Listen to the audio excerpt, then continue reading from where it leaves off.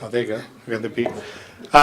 So just to let everybody know that's here on time, we don't have a quorum yet. Amy Harrington is expecting to be here at 6:30, and our two other council members are out due to a conflict and a sickness. So, yeah. So we'll be back on when Amy gets here.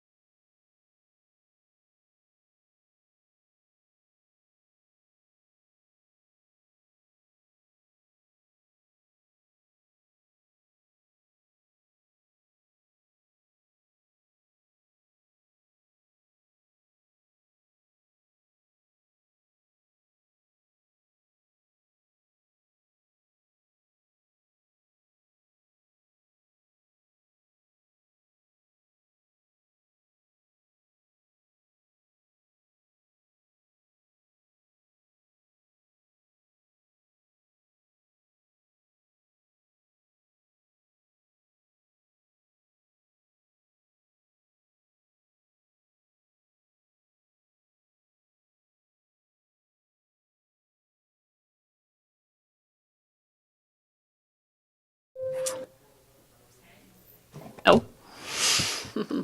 I'm going to call the meeting to order. This is the regular city council meeting of December 17th, 2018, and I apologize to everyone for the late start, but my car broke down in San Francisco, so this was the soonest I could get here.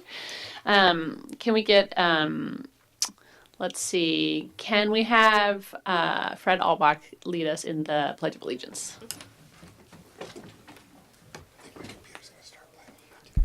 I pledge allegiance to the flag of the United States of America and to the republic for which it stands, one nation, under God, indivisible, with liberty and justice for all. Great. Can we get a roll call? Vice Mayor Harvey, Present. Councilmember Henley, Here. Mayor Harrington, Present. and the record can reflect that Councilmember Agramonte and Cook are not present. And we had no closed session this evening, so there's nothing to report on. Does anyone have any changes to the agenda? If not, can we get a motion to approve it? I would like to make a motion to approve the agenda. Second.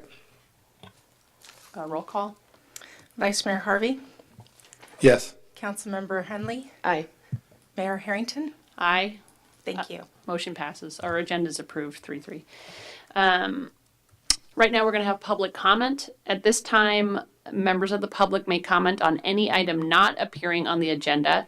It is recommended that you keep your comments to 3 minutes or less. Under state law, unless otherwise permitted under the Ralph M. Brown Act, the merits of the matters presented under this item cannot be discussed or acted upon by the City Council at this time. For items appearing on the agenda, the public will be invited to make comments at the time the item comes up for council consideration. Upon being acknowledged by the mayor, please step to the podium and speak into the microphone and begin by stating and spelling your name. Public comment?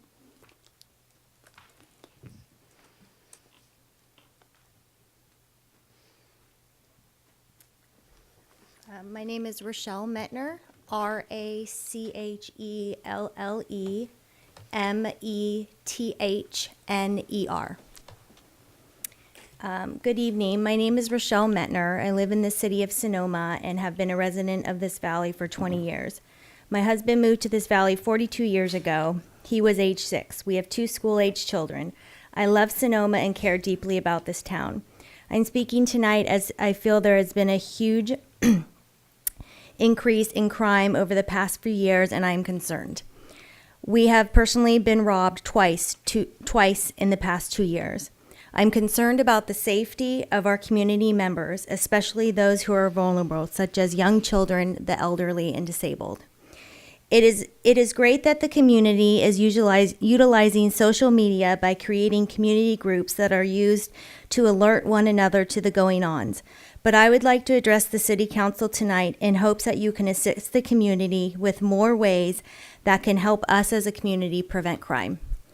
Some suggestions: city and local law enforcement to provide neighborhoods with resources and kits to start their own neighborhood watch programs or community patrol programs, and to be a continued support to those neighborhoods participating in them. City and local law enforcement to provide and post signs throughout neighborhoods that declare them to be crime and drug-free zones, citing local penal codes on each sign. Increase lighting in areas that have more crime. My hope is that the city will take seriously the fact that crime seems to be on the rise in Sonoma. Thank you. Thank you. Thank you for coming down. Okay. Anyone else?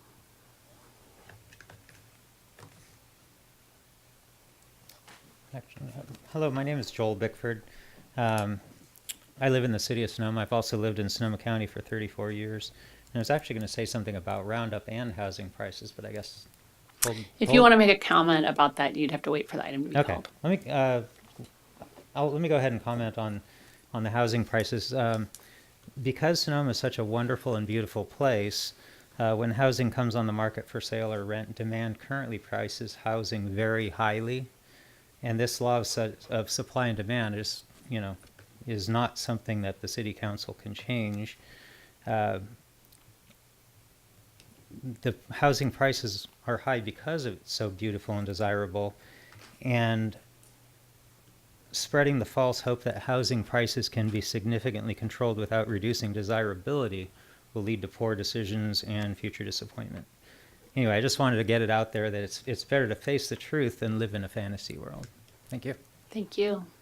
Anyone else? Seeing no one come to the podium, I'm going to close public comment. Are there any dedications for this meeting? Okay. No dedications for the meeting. Then we can start with our presentations. I don't think we have any tonight, no. And so on to the consent calendar.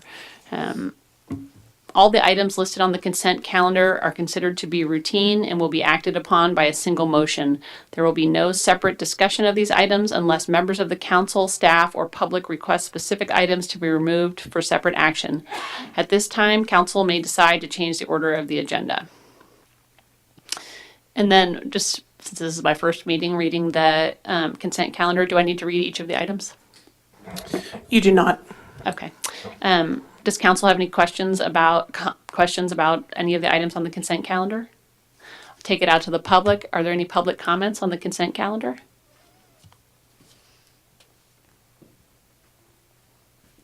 Good evening, Council, Mayor. Tom Conlon, C-O-N-L-O-N, 18850 Robinson Road. I was hoping to pull for item 4.6 from the consent calendar for discussion. Okay. Anyone else? Okay. Do we have a motion on the consent calendar? Oh, I'm sorry. A closed public comment. Take it back to the council. Is there a motion? I move to approve the consent calendar. I would approve. Is that all I say? Except for Excluding 4.6. 4.6 because he. Oh, okay. I would move to approve the consent calendar, excluding item number 4.6. Second. A roll call. Vice Mayor Harvey, Yes. Councilmember Henley, Aye. Mayor Harrington. Aye. Thank you. Okay. And on to item 4.6. City staff want to read that? Yeah, so this is adopting a resolution authorizing the city manager to do a sole source purchase for a 2016 Ravo Compact Pure Vacuum Street Sweeper demonstration unit for the replacement of the city's existing 2010 Challenger mechanical street sweeper.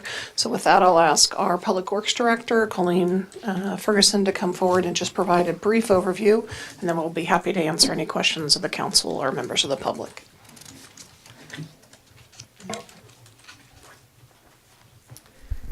Mayor Harrington, members of the council. Street sweeping is important to the Sonoma community. The street sweeper that we've had for years is experiencing a lot of breakdowns and issues with different parts and pieces of the street sweeper. We did demos of several different options for street sweepers for Sonoma. This particular model was the best fit for what our community needs for street sweeping. It's a full vacuum sweeper. So it doesn't count on the brushes and all that to move things into the hopper. It's more like using a vacuum cleaner on your rug versus a broom. It's very effective in getting the pollutants that are deposited on the streets into a sweeper and disposed of versus the rain washing them into the creeks, which is part of the reason we like the full vacuum sweeper. And this again, we tried several different options, and this unit from our staff driving it around and actually experiencing it in Sonoma has the tools that we need to do a good job picking up the leaves and the other debris that we find on the streets in Sonoma. So that's why we're recommending this purchase. And Trent Hudson, our operations manager, knows more about this than I do, and detailed questions I'm happy to divert to Trent. Great. Does the council have any questions? I'll take it out to the public. There's public comments on this item.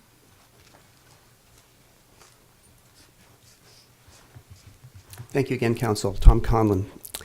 I just wanted to be sure that we're aware that we're about to invest in this new piece of capital equipment. It has a life cycle. We have an existing piece of capital equipment that we've been using for quite some time now.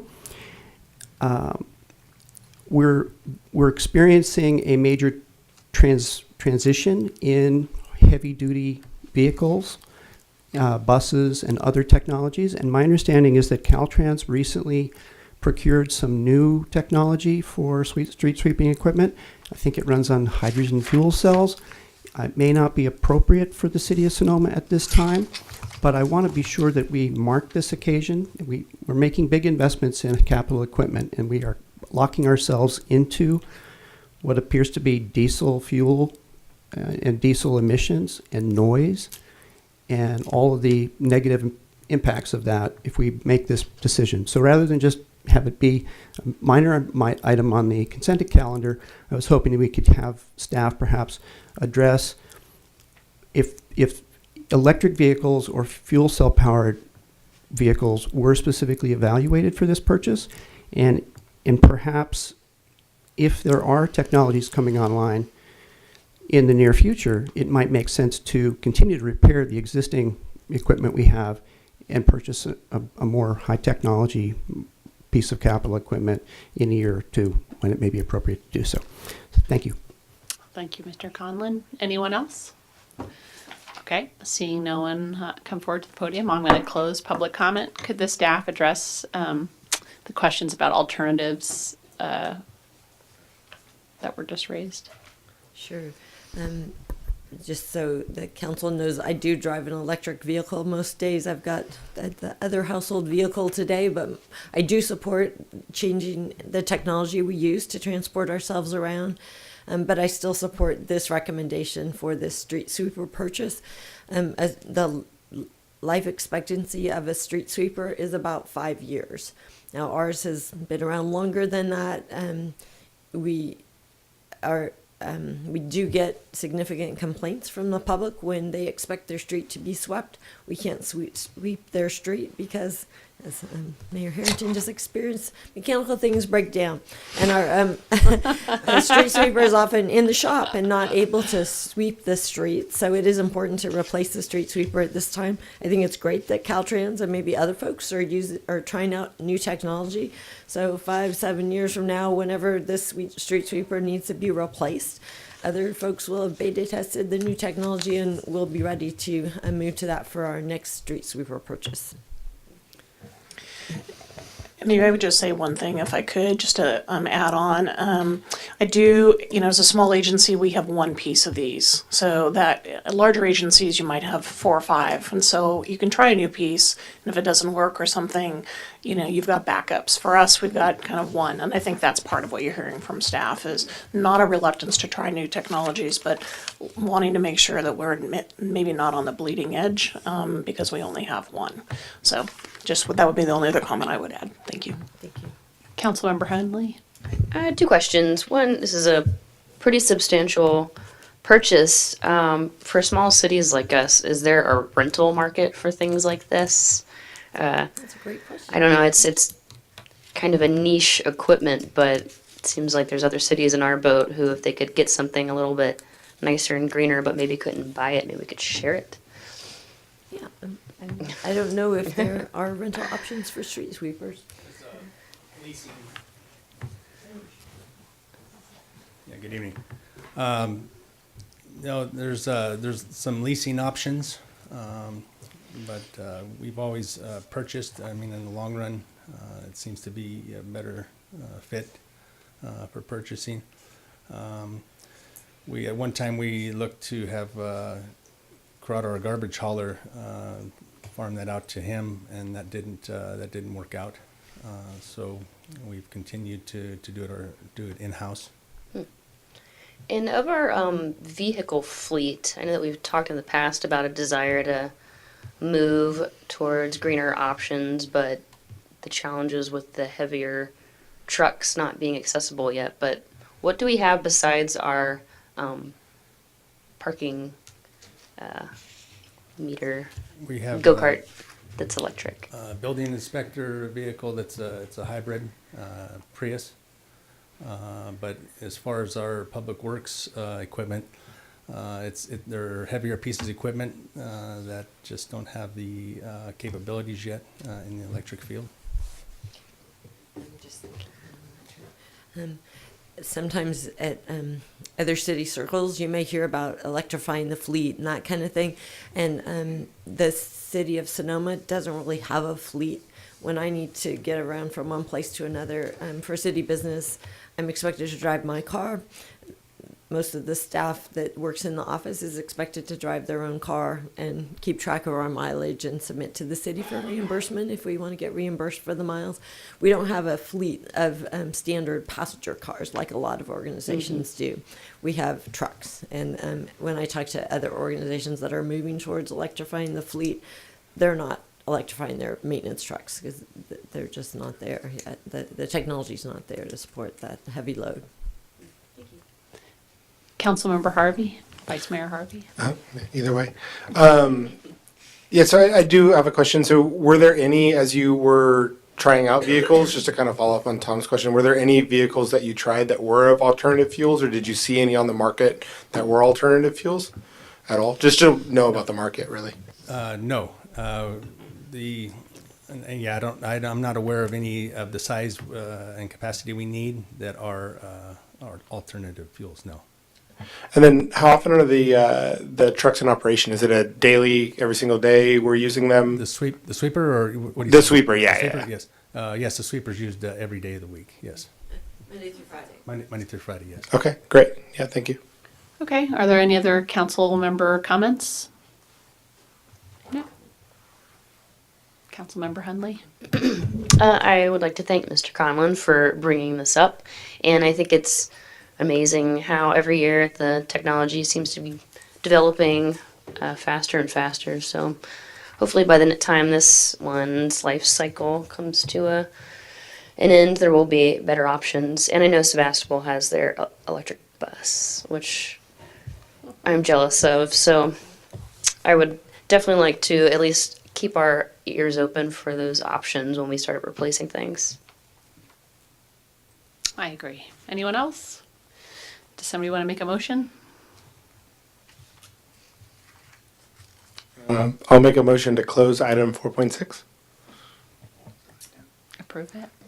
To approve item 4.6? I'm still. So the motion is to adopt the resolution. I'll make a motion to adopt the resolution and approve item 4.6 from the consent calendar. Thank you. Second.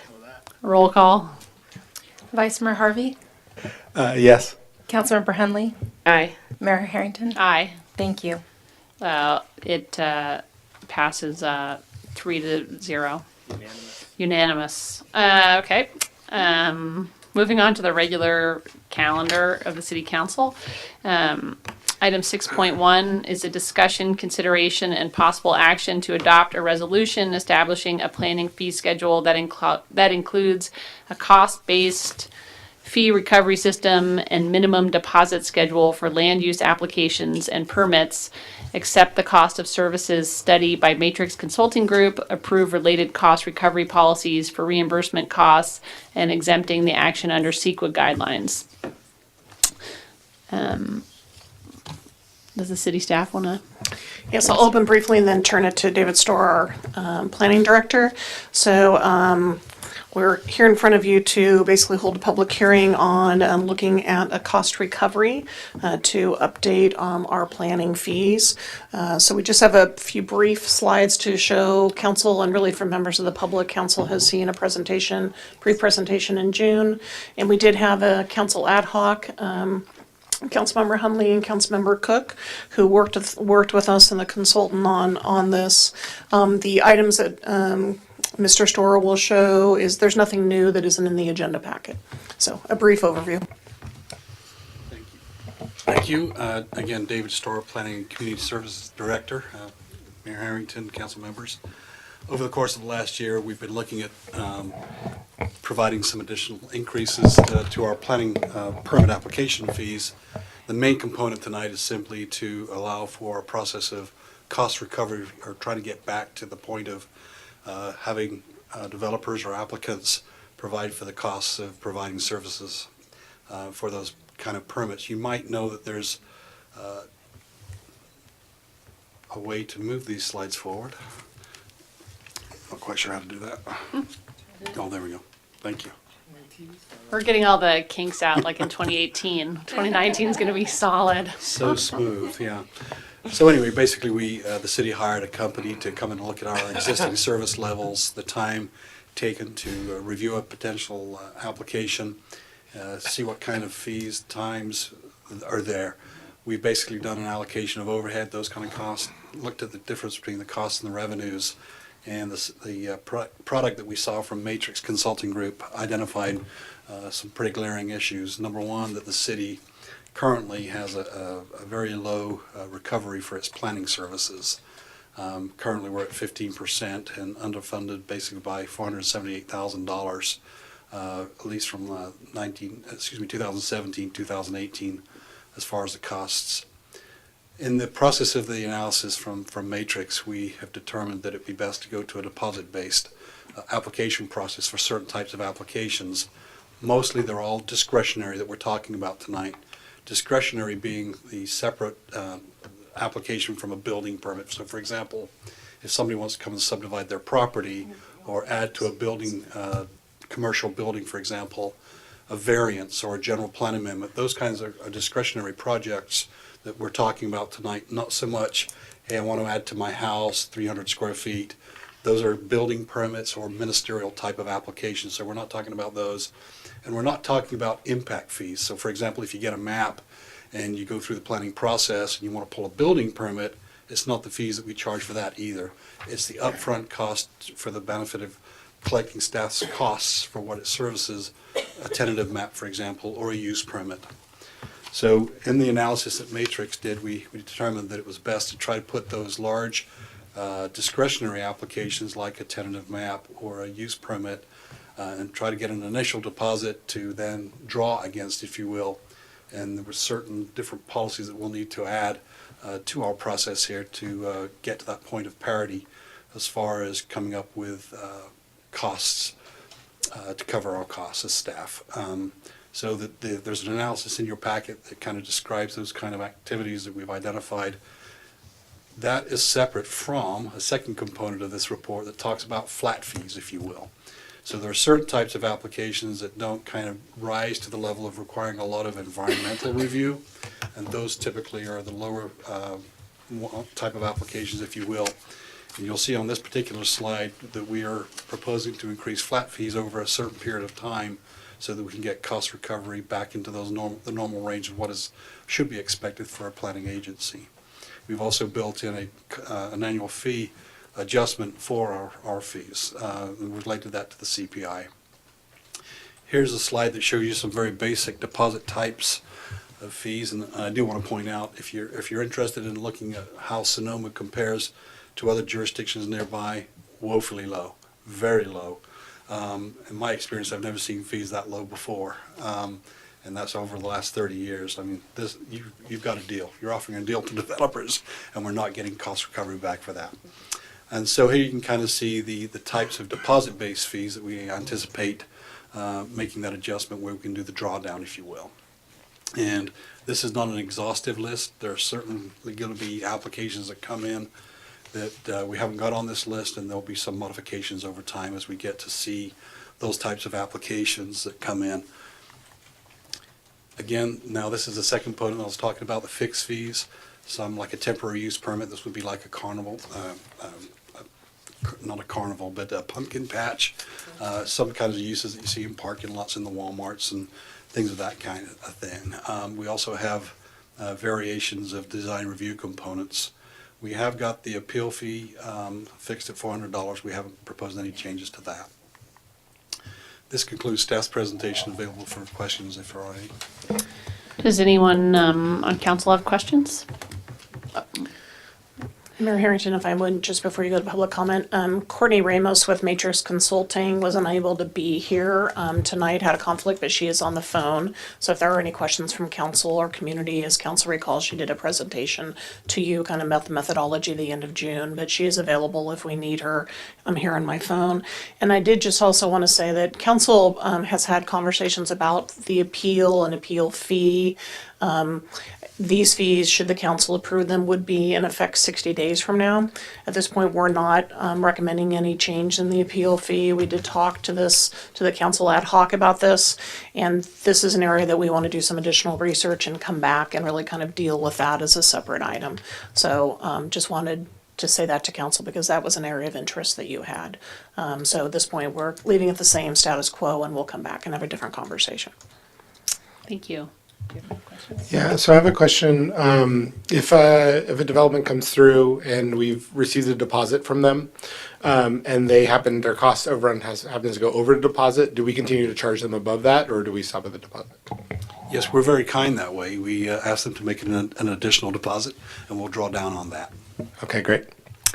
I have a question just about the billing. So, I mean, if we're short that much money, that's an incredible amount of billing. I'm just thinking as an attorney, doing your billing takes quite a bit of time. How is that going to work? I mean, that's got to be a whole new system as well.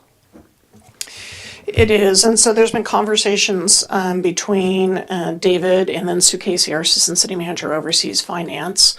We're looking at some different kind of software solutions where staff would have to bill. We will be putting together some administrative policies. Again, we're not going to be billing every 5 minutes. As you know, I know some legal staff does. It's probably going to be a more 15-minute inquiry, something a little more manageable.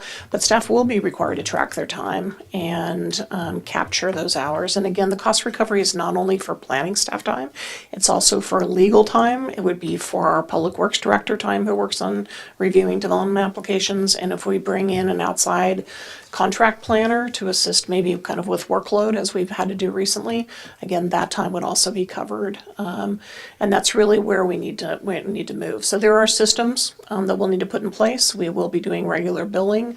And then the policy also will lay out, there will be a cost recovery agreement that each applicant will need to sign, and some of the parameters that we're talking about will be laid out in that cost recovery agreement. And we've looked at several models that other cities have used, and our legal counsel has put this in place in many other places. And then excluding legal counsel, how many people on our staff will now, for the first time, have to begin tracking their time? It basically will be the planners, so kind of 3 professional planners, including Mr. Storrs, our planning director, and then probably looking at Colleen Ferguson, the public works director. The rest of the city, because of the cost allocation plan that we did, the city clerk time, the city manager time, that is billed as general overhead and is not a direct charge. Okay, so then would we have a training for those staff about, I mean, Yes. keeping track of your time is actually very difficult. Yeah. No, yeah, I've done consulting in a past life, and I get it. It is not, so it's gonna take some training, it's gonna take some time. And it's a kind of a new way of doing business, but and it will take us a little bit to kind of get it all moving, but we need to move in this direction. Again, the amount of general fund subsidy that there has been is not something that we should have moving forward. Great. Did you have another question? Yeah, I have a couple. Councilmember Harvey? I said either way. So then who would be overseeing the time keeping? Would that be your responsibility or? Well, the general time company would be reviewed by the planning director because he is going to have the knowledge of where projects are, so he would be reviewing those time on a monthly basis. And then, if there may be a point where we have a conversation and something with a developer and maybe there was something that needs to be like, all right, those 5 hours we're gonna write off, and the rest of this to be fair because there was a disconnect. So there'll be a little bit of flexibility he'll have there, but again, just trying to kind of put a system in place. Great. And then I have a question about the fixed fees. So I understand the deposit-based fees are going to be largely for larger projects, large developers, large landowners who want to do lot line adjustments, things like that is the way I understand it. For the fixed fees, is that going to get more into the kind of minutia of, building a fence, adding an addition to the house? Is that how it's to be understood? Yes, pretty much, and also for the design review component that may come after a planning commission hearing where they pick the color of a building or the window details, that kind of detail. Okay, and that would be more for like a business, right, or an individual person required to? Yes, that's correct. Okay, and then so for like a landscaping plan, that would be, so if I'm just a constituent who owns a house, I want to build a fence around my house, would that be something that would fall under right there? Not if it doesn't require discretionary review. Sometimes those things are ministerial. Anything else? Okay, I'll take it out to the public. If anyone from the public would like to comment on this item, please do. Congratulations, Mr. Harvey. Nice to see you sitting up there, Mayor. Glad to see you sitting in the mayor's chair. Councilwoman Hundley, welcome back. If you can grant me just a little bit more time if I need it, I have a few reflections on this. Even though we all know it's you, Larry, I think you have to say your name. Larry Barnett, 637 5th Street East, Sonoma. Thank you.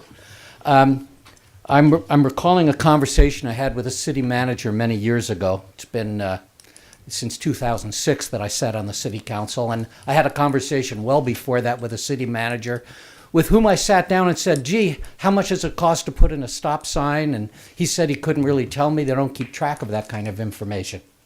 And I said, well, wouldn't it make sense? I mean, I've been in business for many years. We keep track of how much I have clients. We keep track of time. We figure out how much to bill. That's the way you do things. And he said, yeah, he says, that sounds like a good idea. He says, but we don't have to do that. And he got a big smile on his face and he said, because we're a monopoly.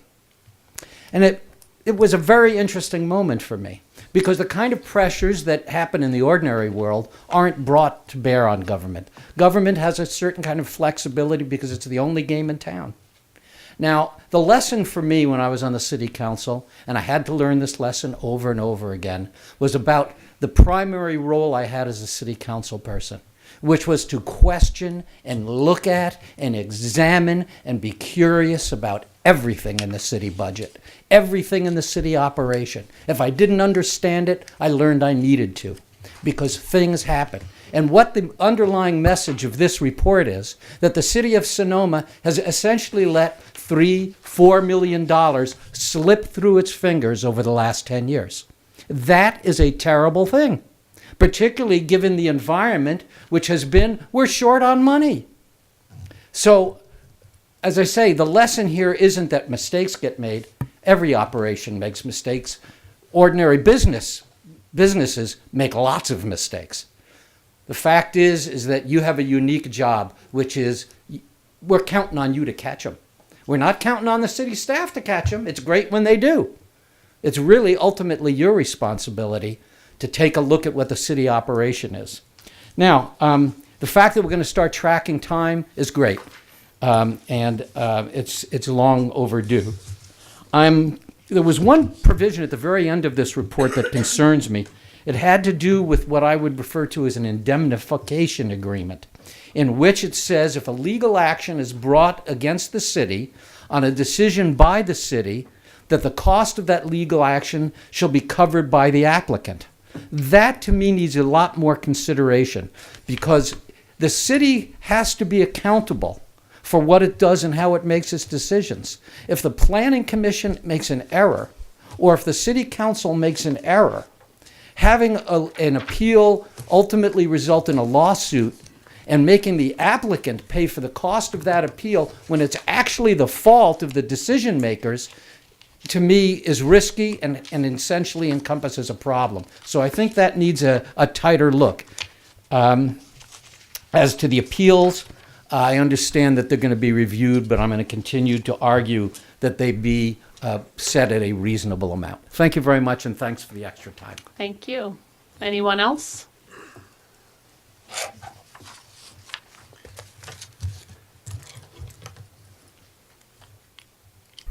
Good evening, Mayor Harrington and members of the City Council, and congratulations to the new council. Happy to have you here.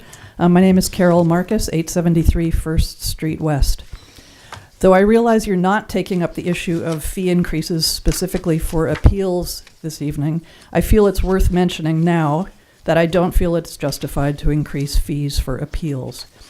Appeals are filed not for any potential personal gain, but for the potential gain of the community. As you know, when an appeal is filed, there needs to be a clearly defined basis for the appeal. Let's look at the 3 appeals which have been filed this year. One was due to a questionable interpretation of the development code, and 2 were due to perceived incomplete environmental review processes. In none of these instances did the appellant stand to gain personally, as may be true with development fees under review this evening. Rather, appeals are filed in the belief that the community can do better and will be better served by further scrutiny of a project being considered. I feel, therefore, that the burden of the appeal fee should not be borne by the individual appellant or appellants. Though there has seemingly been an abundance of appeals to the City Council this year, appeals are important for the Council to hear because they demonstrate to you if the policies you've put into place are being implemented satisfactorily during the development application process. One solution to reducing the number of appeals is to assure that there is a thorough analysis of proposed development projects. The current appeal fee of $400 is a lot of money. For many considering filing an appeal, it is a deal breaker. While I realize that you might like to discourage the filing of frivolous appeals, if you truly want community participation in our city's government, not only should that fee not be increased, it should be halved. I also want to state that I am in complete agreement with the letter written to the council by Jerry Igra, the developer of 700 West Spain Street, requesting improvement in the processing of development applications, particularly in light of potential fee increases. Thank you.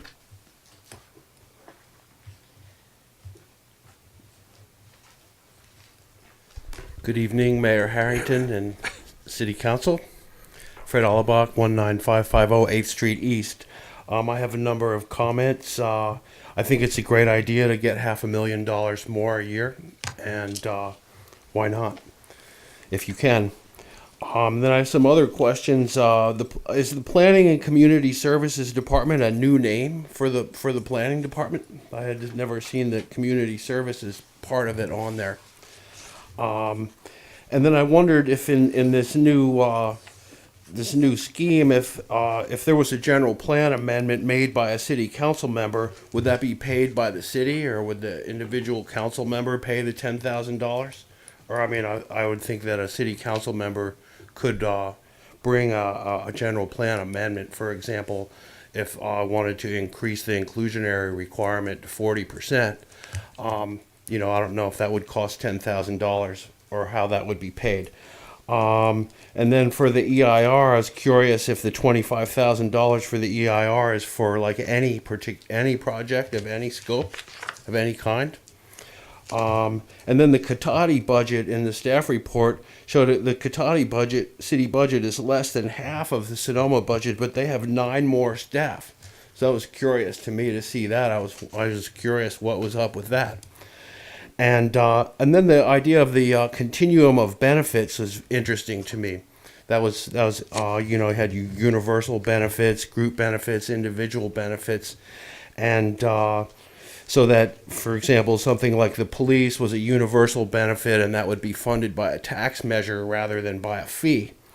So I was curious in that respect if the police budget was voted on separately as a tax measure, or I guess I don't know that much about how cities finance, but that caused me to wonder, of how these various things are funded.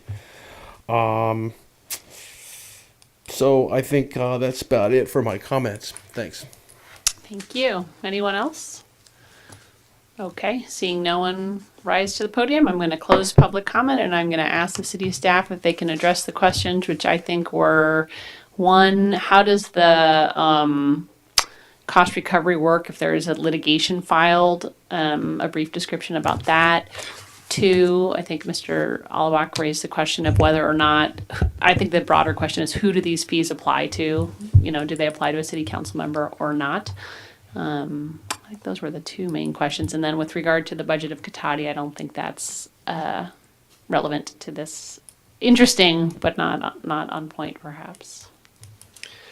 Yes, Mayor Harrington, this is Jeff Walter, and I will respond to the indemnification question. There was a comment that if the city makes a mistake and is sued, and the complainants in the lawsuit are successful, why is it that the city doesn't have to pay for the cost of that litigation, and why would the developer have to do that?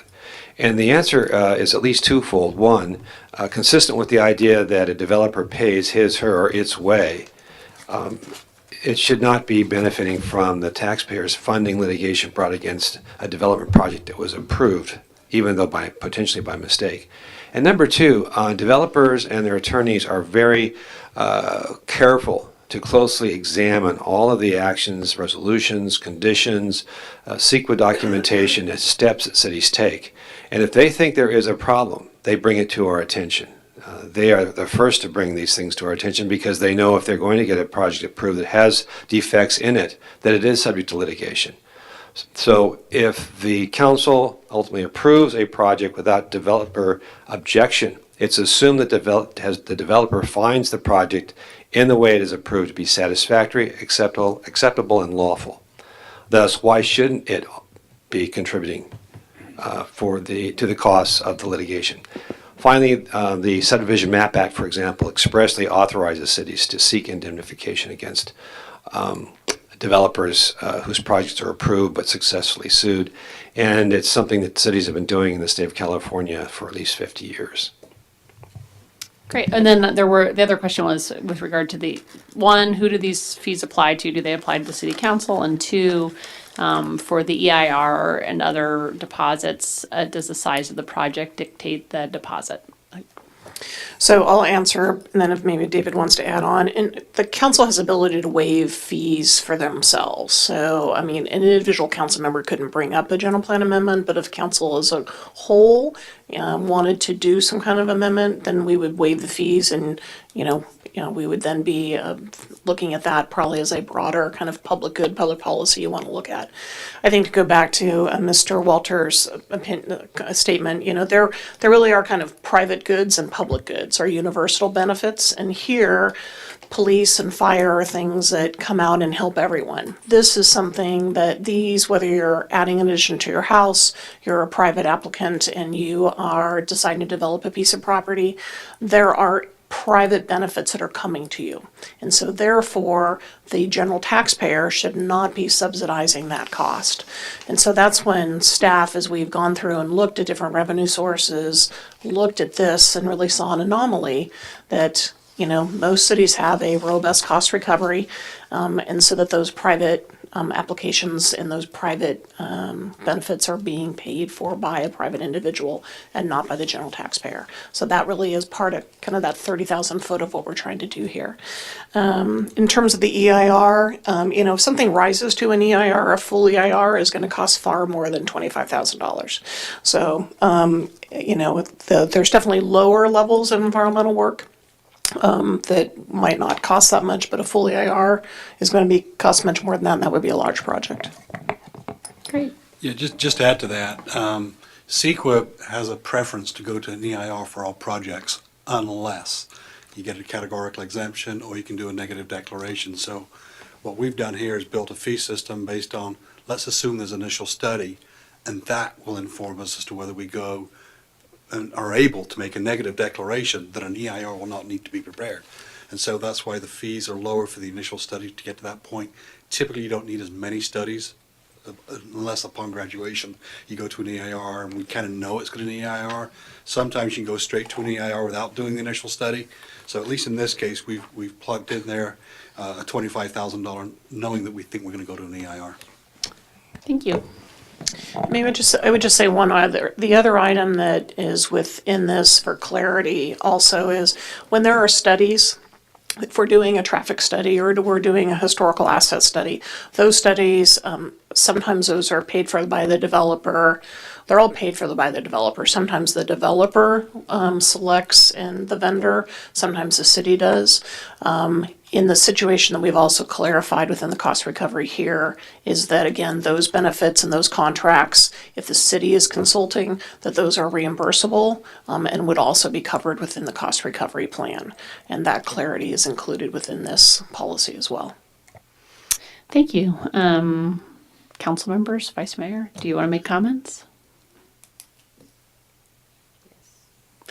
Okay, Councilmember Hundley.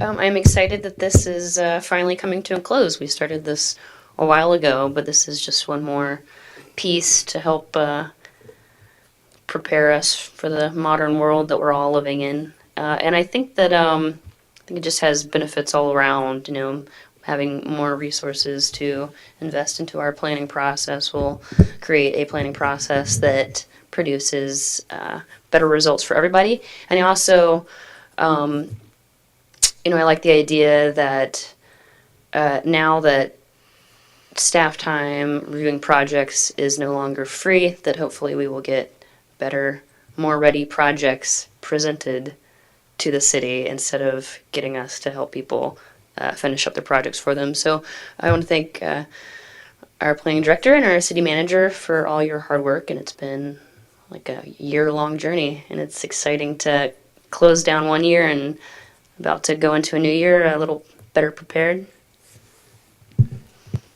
Vice Mayor Harvey? Yeah, I think it's great that we're recovering close to or the full cost of what it costs to develop here. I think it's really important, especially as Larry mentioned, we're a little bit cash strapped, so it's really good to kind of look at everything and find out where we're hemorrhaging a little bit of money. And so getting this done correctly and done right, it looks like it's a really good plan. And, you know, a lot of respect for the work that was done here. Yeah.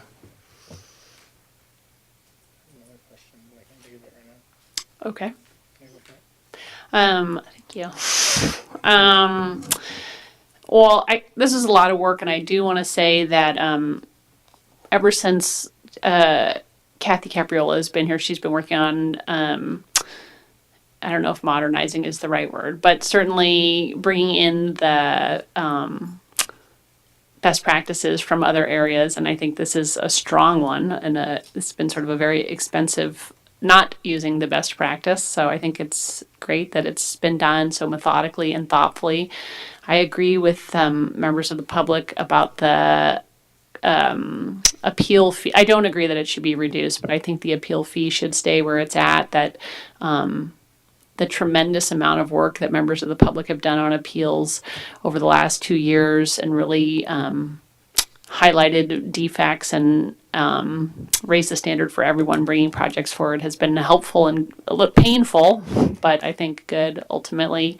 And I did have the thought just about development in general. When we go through and look at housing development, it's frequently said that one of the barriers to developing in Sonoma is that it's too costly. And that's something that's said everywhere, that the fees are what is preventing development. And I just think that this makes clear that that is not a valid argument, that we've had the lowest fees of anywhere, and yet we have not seen the most development. So I know that forward going, we will see people come in and they will have an explanation for why more housing hasn't been built, and it will be that it was too expensive, and then we'll have to remind them that actually we had the lowest fees of anywhere. So I'm happy to support this tonight. Thank you. And I just want to, in terms of fees, this deals, I think, with the processing fees. The whole development impact fees is another area that, again, we have a lot of holes in our low, and that's gonna, I know council, we started working on a housing impact fee, but most other cities have a traffic impact fee or a park impact fee. There's a variety of other things, and again, we can start to move through some of those things. It's a balancing act of making sure that development's paying its own way without getting so expensive that it is stopping housing. But that is, our fees are not part of that issue. So thank you for raising that point, and thank you for your support, council. Do we have a motion? I would like to make a motion to approve a resolution of the City Council of the City of Sonoma establishing a planning fee schedule that includes a cost-based fee recovery system and minimum deposit schedule for land use applications and permits. Accept the cost of services study by Matrix Consulting Group. Approve related cost recovery policies for reimbursable costs and exempting these actions under CEQA guidelines. Second. Can we get a roll call? Vice Mayor Harvey? Yes. Councilmember Henley? Aye. Mayor Harrington? Aye. Thank you. Motion passes 3-0. Item 6.2, receive a presentation from the city's consultant, W-Trans, regarding the City of Sonoma's Systemic Safety Analysis Report, SSAR, and discussion, consideration, and possible action to accept the SSAR. City staff. Great. Mayor Harrington, members of the council community, happy to turn this over to Colleen Ferguson, our Public Works Director, and we've got consultants in the house who will be helping as well. If you wait just a minute, we're going to get the PowerPoint up, but meanwhile, I'm sure that Colleen can provide some background information.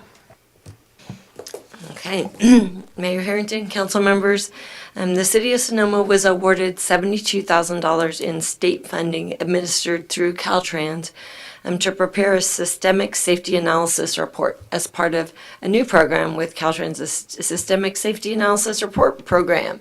And why did we do this? We did it ultimately to make Sonoma a safer place for pedestrians, bicyclists, and motorists, to analyze our street network and figure out where there are places we could make safety improvements and position ourselves for future highway safety improvement program or HSIP funding for the larger projects.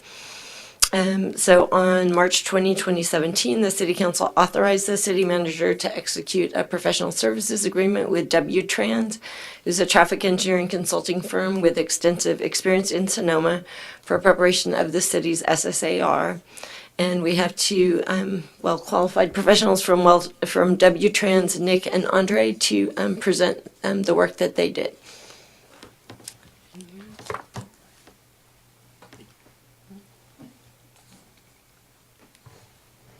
Good evening, Mayor Harrington, council members. My name is Nick Bleach. I'm an associate at W-Trans in our Oakland office. So tonight we're going to cover, as Colleen mentioned, the Systemic Safety Analysis Report that we prepared for the City of Sonoma. We're going to kind of go over what it is and sort of why this new type of analysis is really beneficial for cities going forward, addressing safety concerns on the roadway network. We're going to highlight some of the process that we went through. It's defined by Caltrans, and then we're also going to cover what happened in our analysis and what we found for the City of Sonoma. So the goal is, as defined by Caltrans, to help agencies identify safety projects on their roadway network to receive the HSIP funding. Every year, Caltrans puts out grant application calls for HSIP projects.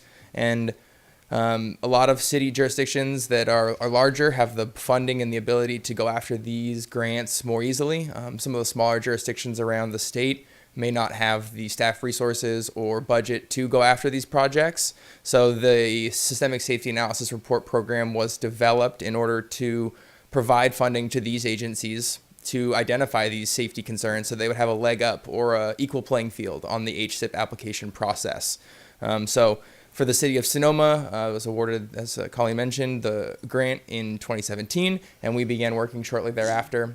The idea is that we want to evaluate the roadway network holistically, and there's approximately $10 million set aside by Caltrans for this process statewide. So how does a systemic approach differ from maybe a regular collision analysis you might have heard about in a previous traffic study or a different type of analysis? The systemic approach is to identify and evaluate the network as a whole to identify those characteristics that are causing safety concerns. So the idea is that if you look at one location in a vacuum, you might see 5 collisions on, First Street West and West Spain, right? And they may be 5 different kinds of collisions. But if you look at the city holistically as a collective for all of the collisions, then you may start seeing a pattern. It may jump out at you. And this program is designed to allow you to find those kind of patterns and identify and mitigate them with lower cost countermeasures that are easily implementable. So the idea is that you want to balance those high collision locations where you might need a very specific improvement with a generalized systemic approach for the city.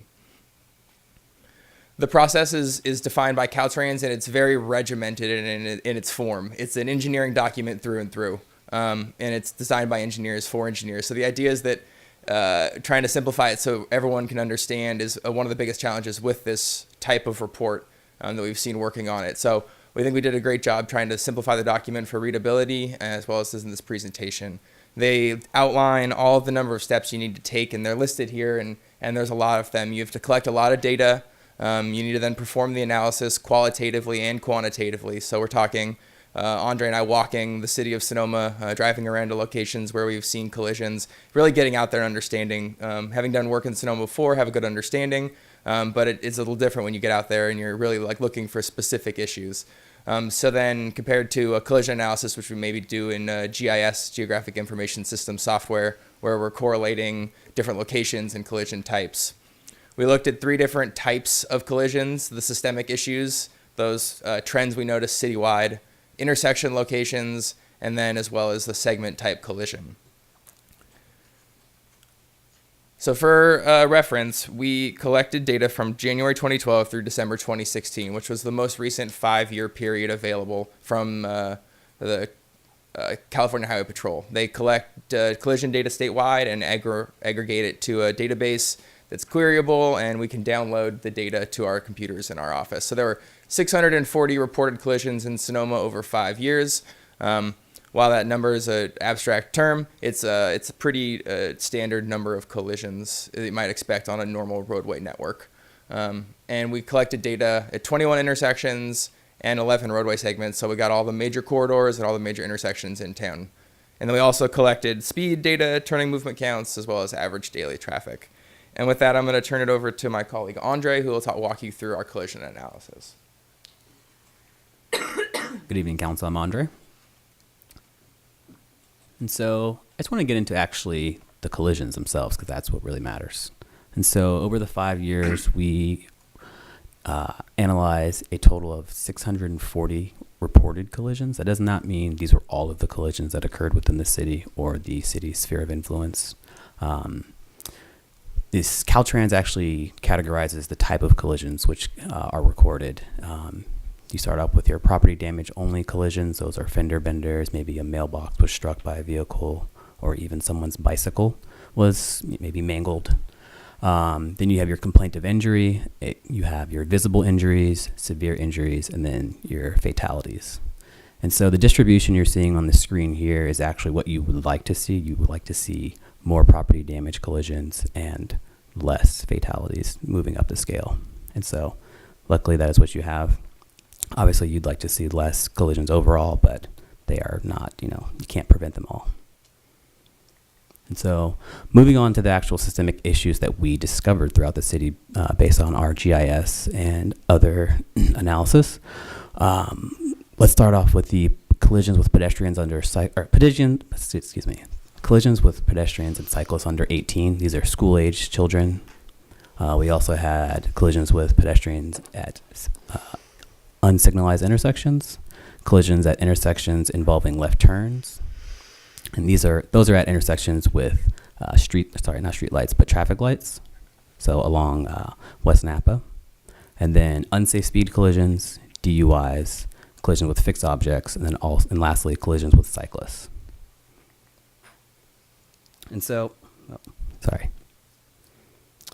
when we're looking at collisions involving school-age children, there are actually 18 collisions. The majority of them occurred near West Napa. And moving along, our next issue was collisions at unsignalized intersections or with pedestrians, and there were 15 collisions, most of them concentrated on West 5th Street. And then next we had collisions at signalized intersections involving left turns. These were mainly on Highway 12.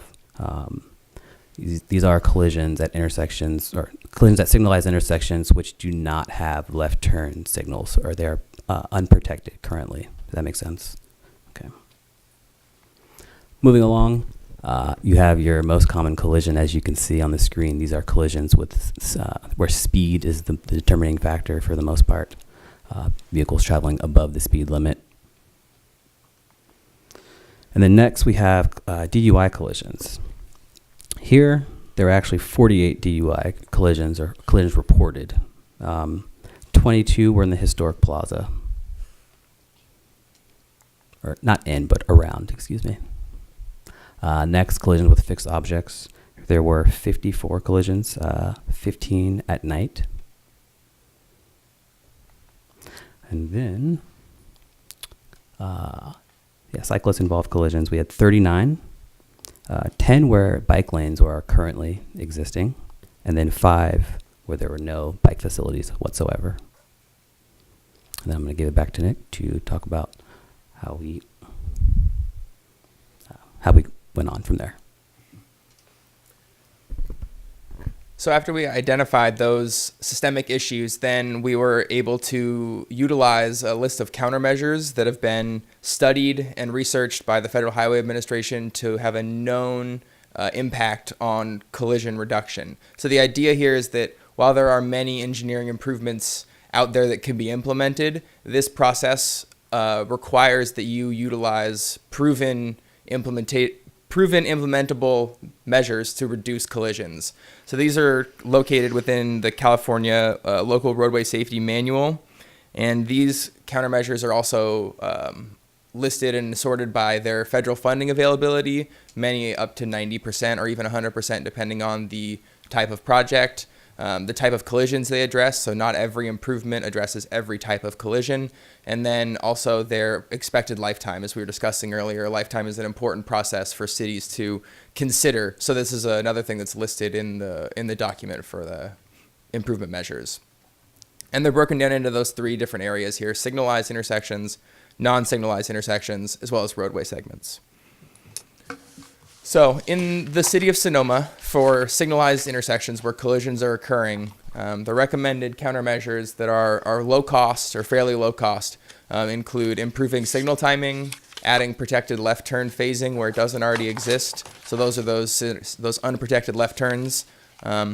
If you remember back to a while ago, there was some improvements made along Napa Road and Broadway at Highway 12, where you come into town, and the protected left turn phasing was added at that intersection through an HSIP grant as well, where funding was provided for that project. So that's an example of how this now will help the city of Sonoma going forward, knowing where those locations are and having a leg up on that type of analysis that they no longer need to consider. So that's one of the known improvement that you can see here in town already. And then another one is installing countdown pedestrian heads. You already have a lot of pedestrian heads, but adding the countdown timer is a very low cost improvement to help pedestrians understand what their crossing time is and how they can be out of the intersection before it goes green or red. Then at non-signalized intersections, you have a collection of items, one of them being installing traffic signals or other types of control, so upgrading the control to improve safety.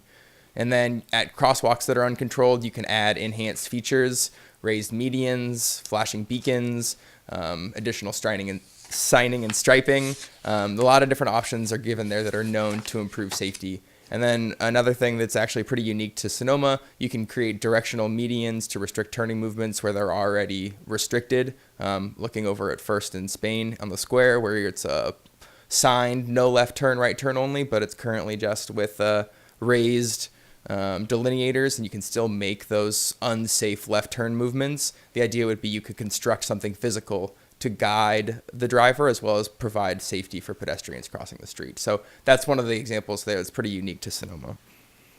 And then along roadway segments, you can remove the fixed objects that are causing these collisions. So Sonoma, you have a rural to suburban transition. People are coming from high speed to low speed, and sometimes they either don't slow down or they lose control, or a lot of different factors, but there's a lot of things close to the roadway in Sonoma. So identifying those is another option, or installing bike lanes. So through the process, we identified the countermeasures for all of the locations, systemic, intersection, and roadway segments throughout the city. We performed a detailed cost-benefit analysis to understand the implications of the costs and then the benefits, of course. The Caltrans provides you a value, per se, for the type of collision you're mitigating against. So a fatal collision, if you're going to mitigate and reduce those, it has a larger benefit than a severe injury, than a visible injury. It's a very engineering process. It really dehumanizes it, but it's a way to quantify it. So then you compare that to the cost of the engineering estimate of the cost at about 30% design level. And then we are able to get a cost benefit to really score and rank and compare these different locations to understand what's actually happening. And then we quantified short-term, long-term, medium-term goals so that the city of Sonoma can use this report to go after HSIP funding, update CIP projects, include these recommendations in projects that are already funded or already planned going forward, interface with Caltrans, with the county, with SCTA when they're working on projects, to know and lobby that Sonoma has safety concerns that have been studied, identified, and we have solutions already on the table or ideas for solutions to kind of go forward. So on the short term, the first recommendation is to undertake a signal timing audit and work with Caltrans on that. All the city signals in the city of Sonoma are Caltrans operated and owned.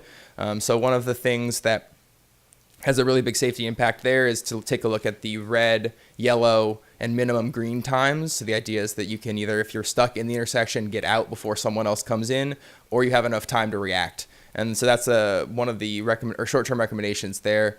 Another one is there are a couple stop signs throughout the city at really large intersections that you may not know there's a stop sign there if you're not from around here, where the street may be 40 or 50 or 60 feet wide and the stop sign is off to the corner. So recommending some improvements at those locations so that the stop signs are more visible.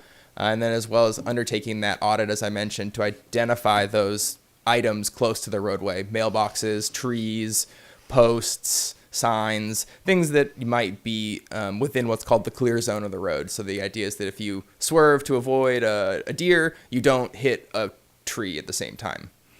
And then for our medium-term projects, we have included a number of recommendations for pedestrian and bicycle improvements from the master plan in the next round of paving projects that kind of come up. So making sure that you're aware we're paving on MacArthur this year, and we need to look at considering a bike lane there at the same time. It's very low cost to add that to a paving project.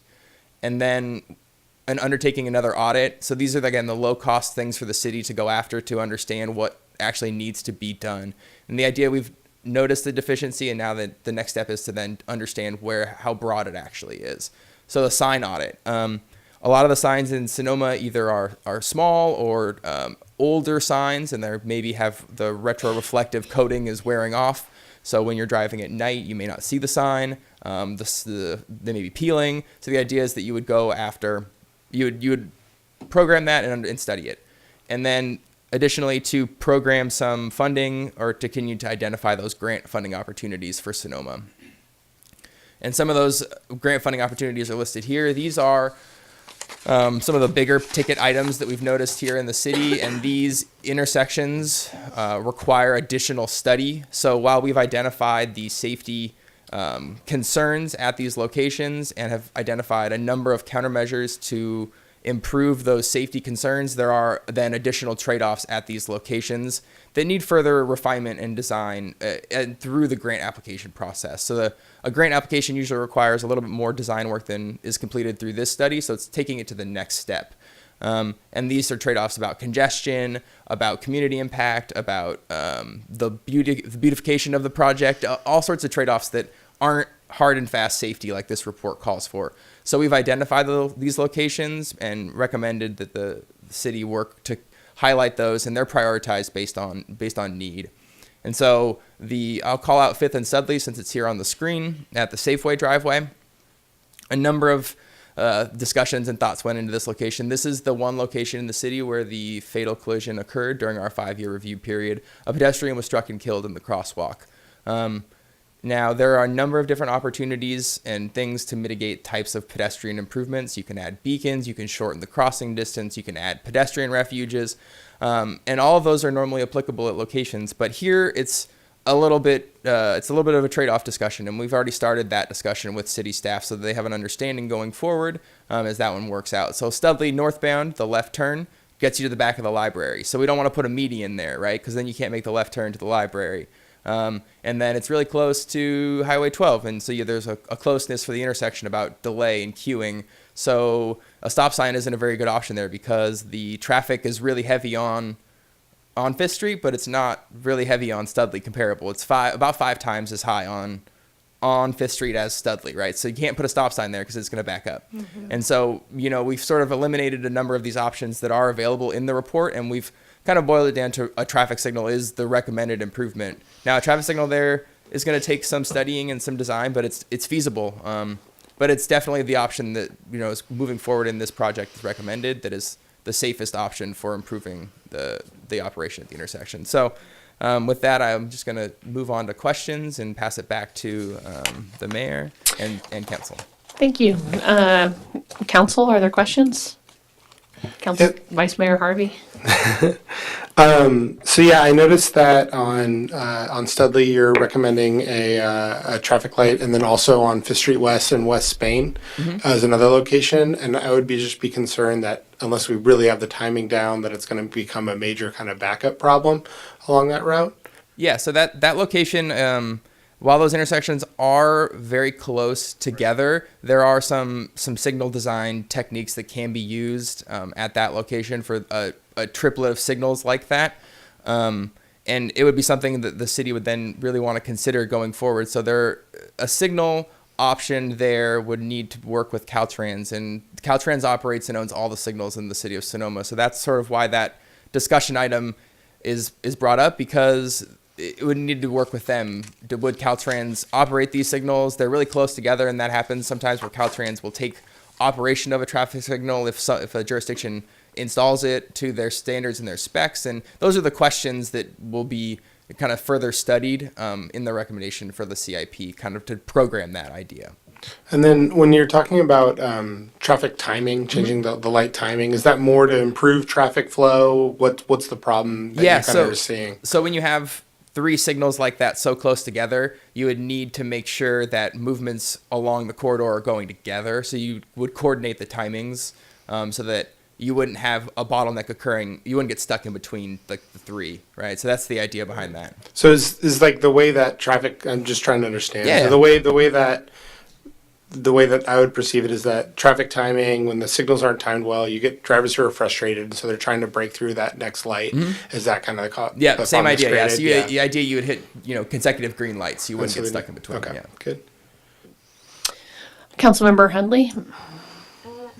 Yes, this might be a question for a consultant. It might be for Colleen. But what is, it makes my heart happy to hear people talking about data, but what's the next step, and then how many steps are there until things would actually be improving based on this report? I'll start. So the short-term recommendations we actually have some funding in this year's capital improvement program to start addressing some of the short-term items that were brought up in the systemic safety analysis.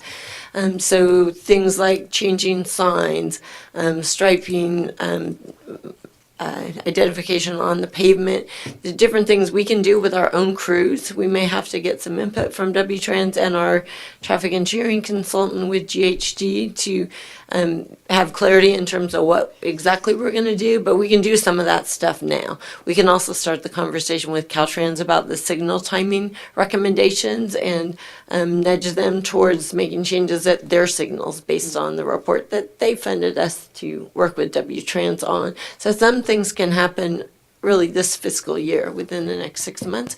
And then larger items will be considered and written up and developed for council consideration with the next year's 5-year capital improvement program.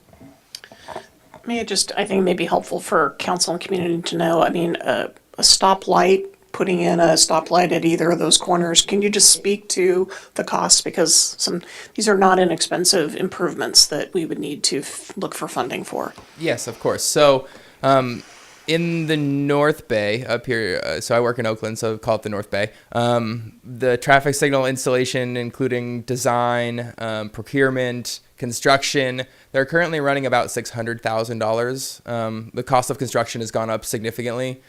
Just a couple years ago, we'd quote them at $400,000. So we're having a pretty large increase in cost. But yes, something along those lines. Nick, just to provide a complete answer to that, besides talking about the cost, can you also talk about the process? Because it's not like, oh, let's build a signal. We have money.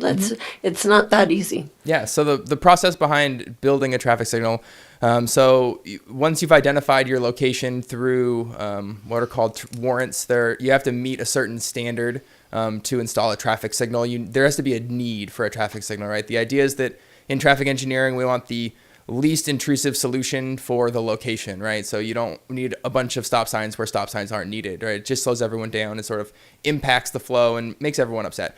So once you've identified the location for a traffic signal, you would then have to go out for design. So you would put out an RFP for a design of a traffic signal. You'd select a consultant for a traffic signal design. That traffic signal design process may take, depending on the time, 3 to 6 months, right? And then you would go for get a final design, especially if it's near Caltrans. There's the encroachment permit and the Caltrans processing work, which could take another 4 to 6 months. And then you put it out to bid for construction, and then construction occurs. And then once it's installed, there's fine tuning. It's a pretty lengthy process and pretty involved, but the end result is usually pretty good. And that assumes there's no right-of-way acquisition that's needed, and there's not major environmental hurdles on the project. Councilmember Harvey? So I also had a question. Were there other options other than a stoplight that were explored for Fifth Street West and West Spain? It's a pretty dynamic intersection, and it gets backed up in a lot of different directions at different times. Yeah, we had considered like a neighborhood traffic circle, I believe, at Fifth Street in Spain, something like along those lines. But I don't believe the cost benefit weighed out. But like I said, in the design, so like I said, we're very limited in our selection in this engineering study. And as you go forward with those type of recommendations, as with other locations in the city, there are additional options that can improve safety and operation. So again, like a traffic circle may work there. And it may be determined that the current always stop is the most effective control at that intersection. So there's sort of like a further detailed study at a lot of these locations. Okay, and then were non-arterial streets studied for speeding? Because I hear a lot of reports from, especially in Unibro Serra and other streets like that. We get a lot of reports of speeding that they kind of become arterial streets as our real arterial streets get filled up, then people start using the neighborhoods to kind of speed through. We have relatively wide roads. So was that noticed at all, or was that studied at all? Right. So the collision mapping for the unsafe speed collisions sort of clustered them on the sort of arterial network. While speeding may be occurring on those local roadways, it's often not the primary collision factor on a local street. Speeding is a primary collision factor on places where you are more likely to speed per se. So like on a local street, you might have a property damage collision. You might have other types of collisions that are occurring where speed isn't the primary factor. It may be a contributing factor, but they may lose control. They may strike an object. Some of those streets are a little bit different for speed. And I may pass to Colleen about speed limits and speed enforcement in the city. I know it came up as well as at the Traffic Safety Committee where we presented 2 weeks ago. We did talk about some different speed issues and sort of how it's a balance between enforcement, engineering, and education, and sort of other steps that can be taken. How does design review, what is the interplay between design review and selection of some of these projects? I haven't been to design review to discuss a project yet, so I don't have a good answer to that question. I just mean, like, what is the process? So we would select a project and then it would go to design review. How does it work? Does anyone know? Well, typically, so let's say that you accept the report, and as part of the CIP, the Public Works Director would come back and say, okay, we've now put these within our 5-year plan, and these are the 2 key intersections that, based on the analysis, we think we should be trying to fund sooner.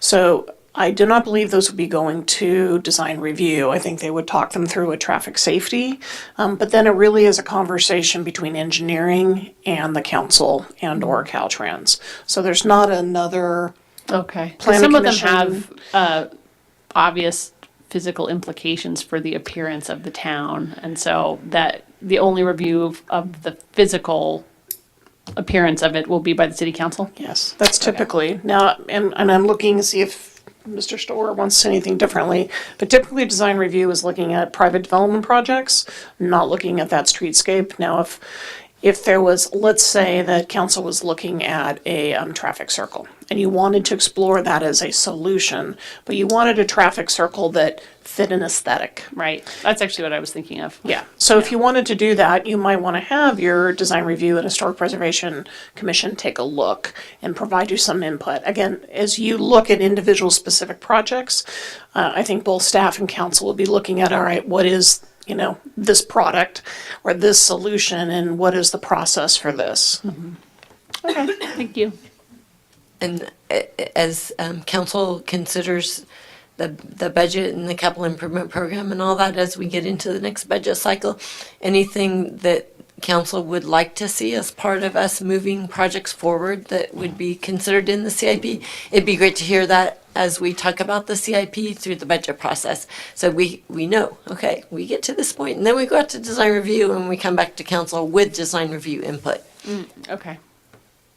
Mr. Storer, we're gonna.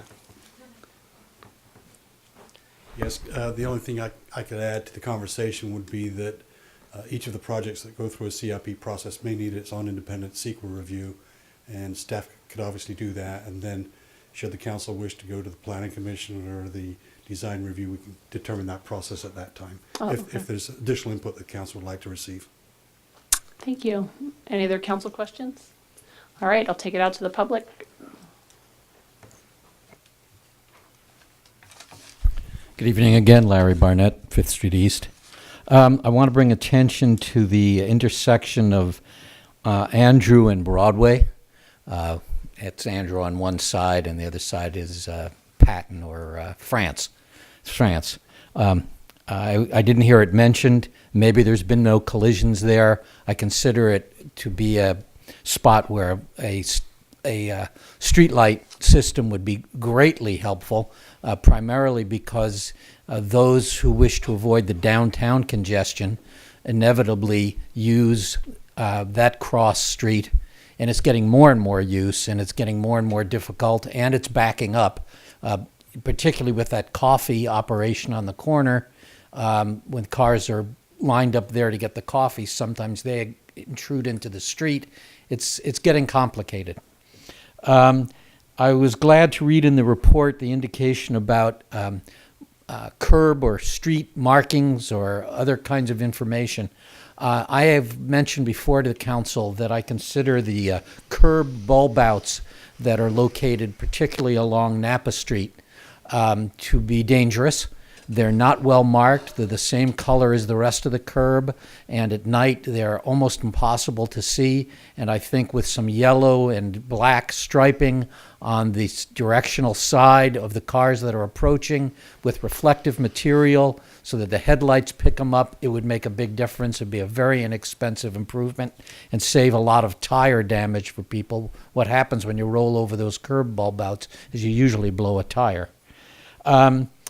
I want to suggest that despite the very good job that appears to have been done in this report, it might be an interesting time to enlist the community's effort to identify issues that various people feel they've got in their own neighborhoods because they're very familiar with their own neighborhoods. And those could include, for example, hedges that have grown too large and are obscuring a view, an adequate view into the street, and other kinds of hazards that people get used to, but that actually could be identified and removed. And I think if we made the effort to enlist the community and get their input as an actual initiative in the city, it might yield some good results on hazards. And then the last thing I want to do is in reference to the phrase dehumanized engineering approach to things. I think one suggestion that, in answer to Vice Mayor Harvey's comment about Spain Street and 5th Street West, is the idea of having a traffic directing officer at that location for certain key hours of the day. It would certainly cost less than $600,000 for a street light. It could be done during the prime times when the congestion is greatest. And I kind of like the idea of someone interesting with white gloves out there directing traffic. Thank you.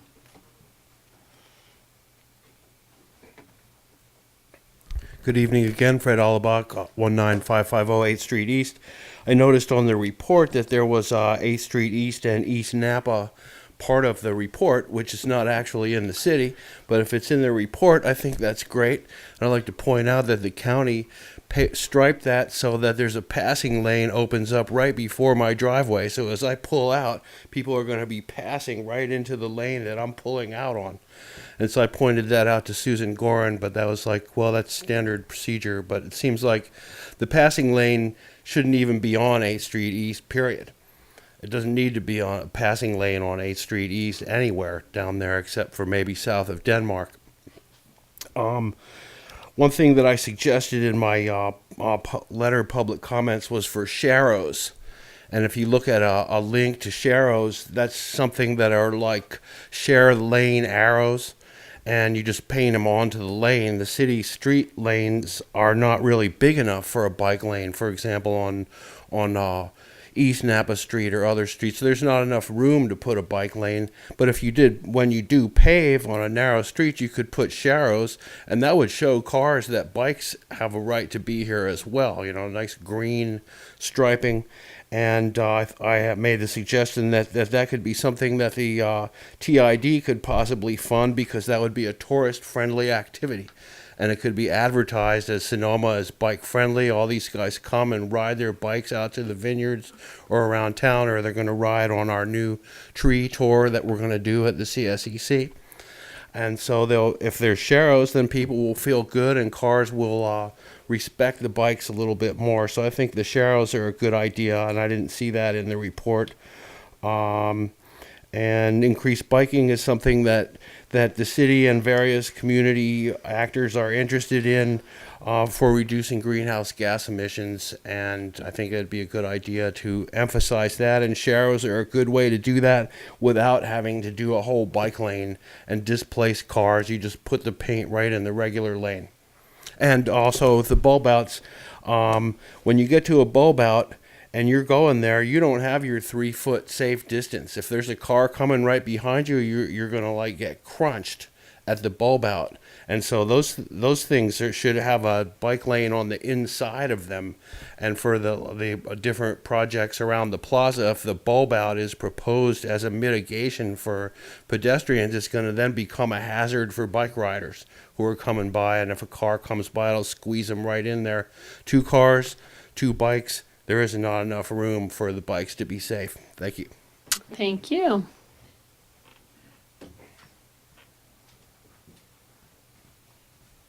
Hi again, Tom Conlon. So I wasn't going to speak on this issue. This is the first I've been exposed to this report and its findings. And I got excited when I heard the talk about systemic solutions. And what I think now I'm hearing, though, is that these are very localized, a couple of signals in a couple of intersections. And that strikes me as a bit of a disconnect. We really do need to have more systemic approaches to our traffic and circulation issues. We need to be doing mode shift to other more active modes of transportation, and we also need to think about traffic calming, which is a measure in our climate action plan. So for just hearing this presentation tonight, I feel like there's a bit of a disconnect between those two concepts, and I'm not sure exactly how to address that. But it just feels like this report didn't quite pull that together for me. Thank you. Thank you. Anyone else?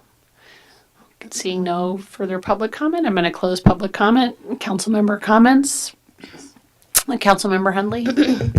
Yeah, I was having a similar thought as Tom, although as I said earlier, it warms my heart to see data and data-driven solutions, but it does seem like, well, one, there's different systems we're considering, and this one is purely automobile-centric as to, will reduce collisions from an automobile with other cars, objects, pedestrians, cyclists. It's not considering cyclists apart from cars. It's only cars as they are in relation to everything around them, which, you know, safety of all these is really important. But I just wonder about the competing values of, having sort of safe roads for cars, but then also the parallel goal of, encouraging people to not drive their cars as much, which some of that is together, the safer we make it for pedestrians and bicycles from cars, the easier we will have encouraging more people to use bicycles and walk. So as far as, if there's like any sort of hierarchy of values, it seems like a lot of things keep coming back to making the roads safer for pedestrians and bicycles. And we hear that from our climate action goals. So that part interests me. But then, even with the conversation about, what to do with Fifth and Spain, like a traffic light versus a roundabout being more expensive, but it's greener, but maybe it's a four-way stop is most realistic, but that's like the least green. So there's like the cost benefit. It seems like it includes maybe the financial cost benefit, but then there's also the factors of the sort of environmental cost benefit, but then there's also the quality of life cost benefit to also be put in there. So this seems like a really great start, but when it comes to making these sort of big decisions, which I assume they're just not going to be made tomorrow, it's, there's like a lot of factors to consider, and I think sometimes the results might seem counterintuitive because the one that we end up liking would be the one that would not be recommended because it'd be too expensive or something. Well, I think the consultant used some words about tension. And I think there is tension in some of these decisions, So, again, the purpose of this report, and that the titling convention by Caltrans is not always super clear. I always had to put my head around the systemic safety. So, but I think again, what they are trying to look at is look at all the engineering and all those impacts at once. It doesn't take, but this is not looking at some of the other things when maybe if you put a different system head on it, you would be looking at differently. Again, the purpose of this report is to tee us up for grant funding from Caltrans in doing a systemic engineering review. But the language, I think, sometimes is not as clear as it could be, so I appreciate that both from community and council. And that's why I think some of these items, council may, when we look at things, you may, because we're going to weigh our history, and we're going to weigh kind of neighborhood impact, and we're going to have to look at some of these places individually and make some decisions and look at some of those tensions and values. And one other thing I wanted to add in was that I am thrilled that we are doing things to put us in competitive positions for grant funding. Great. Vice Mayor Harvey? Yeah, I think sometimes the idea of looking at it collectively or a holistic solution, sometimes the small parts kind of add up to the whole, is kind of what I see the goal here being. I really like the focus on easy steps that the city can do now that are reasonable. I think traffic timing is a huge problem. I have a major issue, and I know it's totally outside of city, but on Highway 12 coming from Staples, then you stop at Marketplace, and then you get stopped again at Taco Bell, and there's no car in front of you, and it just is really confusing that that's how it is. And when I lived in San Francisco, sometimes the fact that Sunset Boulevard is perfectly timed, you have to drive the speed limit if you want to hit every green light, and you can time it beautifully, and it kind of forces you to slow down and calm down. I appreciate the comments made about cycling lanes. I think that that's a really, really good idea. It's something the city should be striving for. I was a little bit surprised to see Broadway considered a type 2, but I guess it does have a large shoulder. It's extremely rough to ride on. I ride down Broadway on a regular basis, and that is a miserable experience. I usually end up riding right on the white line or in the street because it's just damaging. I don't have a mountain bike. I appreciate Larry's comments about having a traffic cop. It's something that I brought up to Kathy in our meeting this morning. The idea of doing it at Broadway and Napa during farmers markets and during events. We have police officers who are right there. And so I would really think it would be great if we could use one of them who's already standing there working to kind of get out on the street and move some traffic around. One of the largest problems that we see at that intersection is pedestrians. And so if we can stop them and move some cars through and then do kind of an all walk where everybody can get crazy and walk all over the streets, I think that creates a really, really nice or a little bit better traffic flow. So when we have these events, the plaza is extremely impacted. And it's impacted on a daily basis, especially as we get into tourist season. I really like the idea of putting new reflective material on our stop signs. I think that's got to be done quickly. I think that's really, really important. There's especially on 5th Street East. There's some stop signs there that are dark. I mean, you don't even see them at night. And I would love to see that a little bit brighter. I think that causes problems, even for somebody who knows the town coming through here. And you see Highway 12. To me, it's just kind of an example of why Highway 12 is such a problem coming through the city. It's an arterial street, so you're always going to see the collisions on that. But it just kind of exacerbates that problem of being a major highway. And so we have a lot of people that are visiting, so we got to get these signs improved. I went to Sasserini, so that the 5th Street West and that area is really important to me. And seeing, I think the bulb outs are probably appropriate in that area. I think that will keep traffic flow as it is, make that intersection a little bit closer together, a little bit brighter, easier to see. I also appreciate that we're going for grant funding. I think that's great. And the more that we can do to improve traffic flow, improve pedestrian and bicycle safety throughout the town is only going to make this a better place to live, and it's already wonderful. So. Great. I really enjoyed this report because I think a lot of times we talk about traffic in terms of how irritating it is, but actually there's very dangerous intersections, and we have all of the seniors living on Oregon Street and walking to Safeway, and so there's been one fatality. There will be more, and that is horrifying, obviously, for the family of the person that dies and also the driver. But the way it is now with all of the ins and outs at Safeway, it's inevitable that it will happen again. So I think it's our responsibility to do everything we can to make it a safer intersection, even if it winds up being a little bit slower, which will also be frustrating. But I would balance that on the side of, safety, and also with the kids there, it could be a senior or it could also be a student, and that would be a terrible tragedy as well. So I think this data just overall about what's happening in town with collisions is pretty interesting, and the recommendations, I think a focus on bicycle safety and bike lanes is important and good, and that's something I really like out of this report. The other thing that's been talked about previously but not tonight, which is in terms of making things bike friendly, it has to be a whole plan, and so we could add all the bike lanes we want, but people aren't going to use them if they go for 2 blocks and then stop and they're not connected.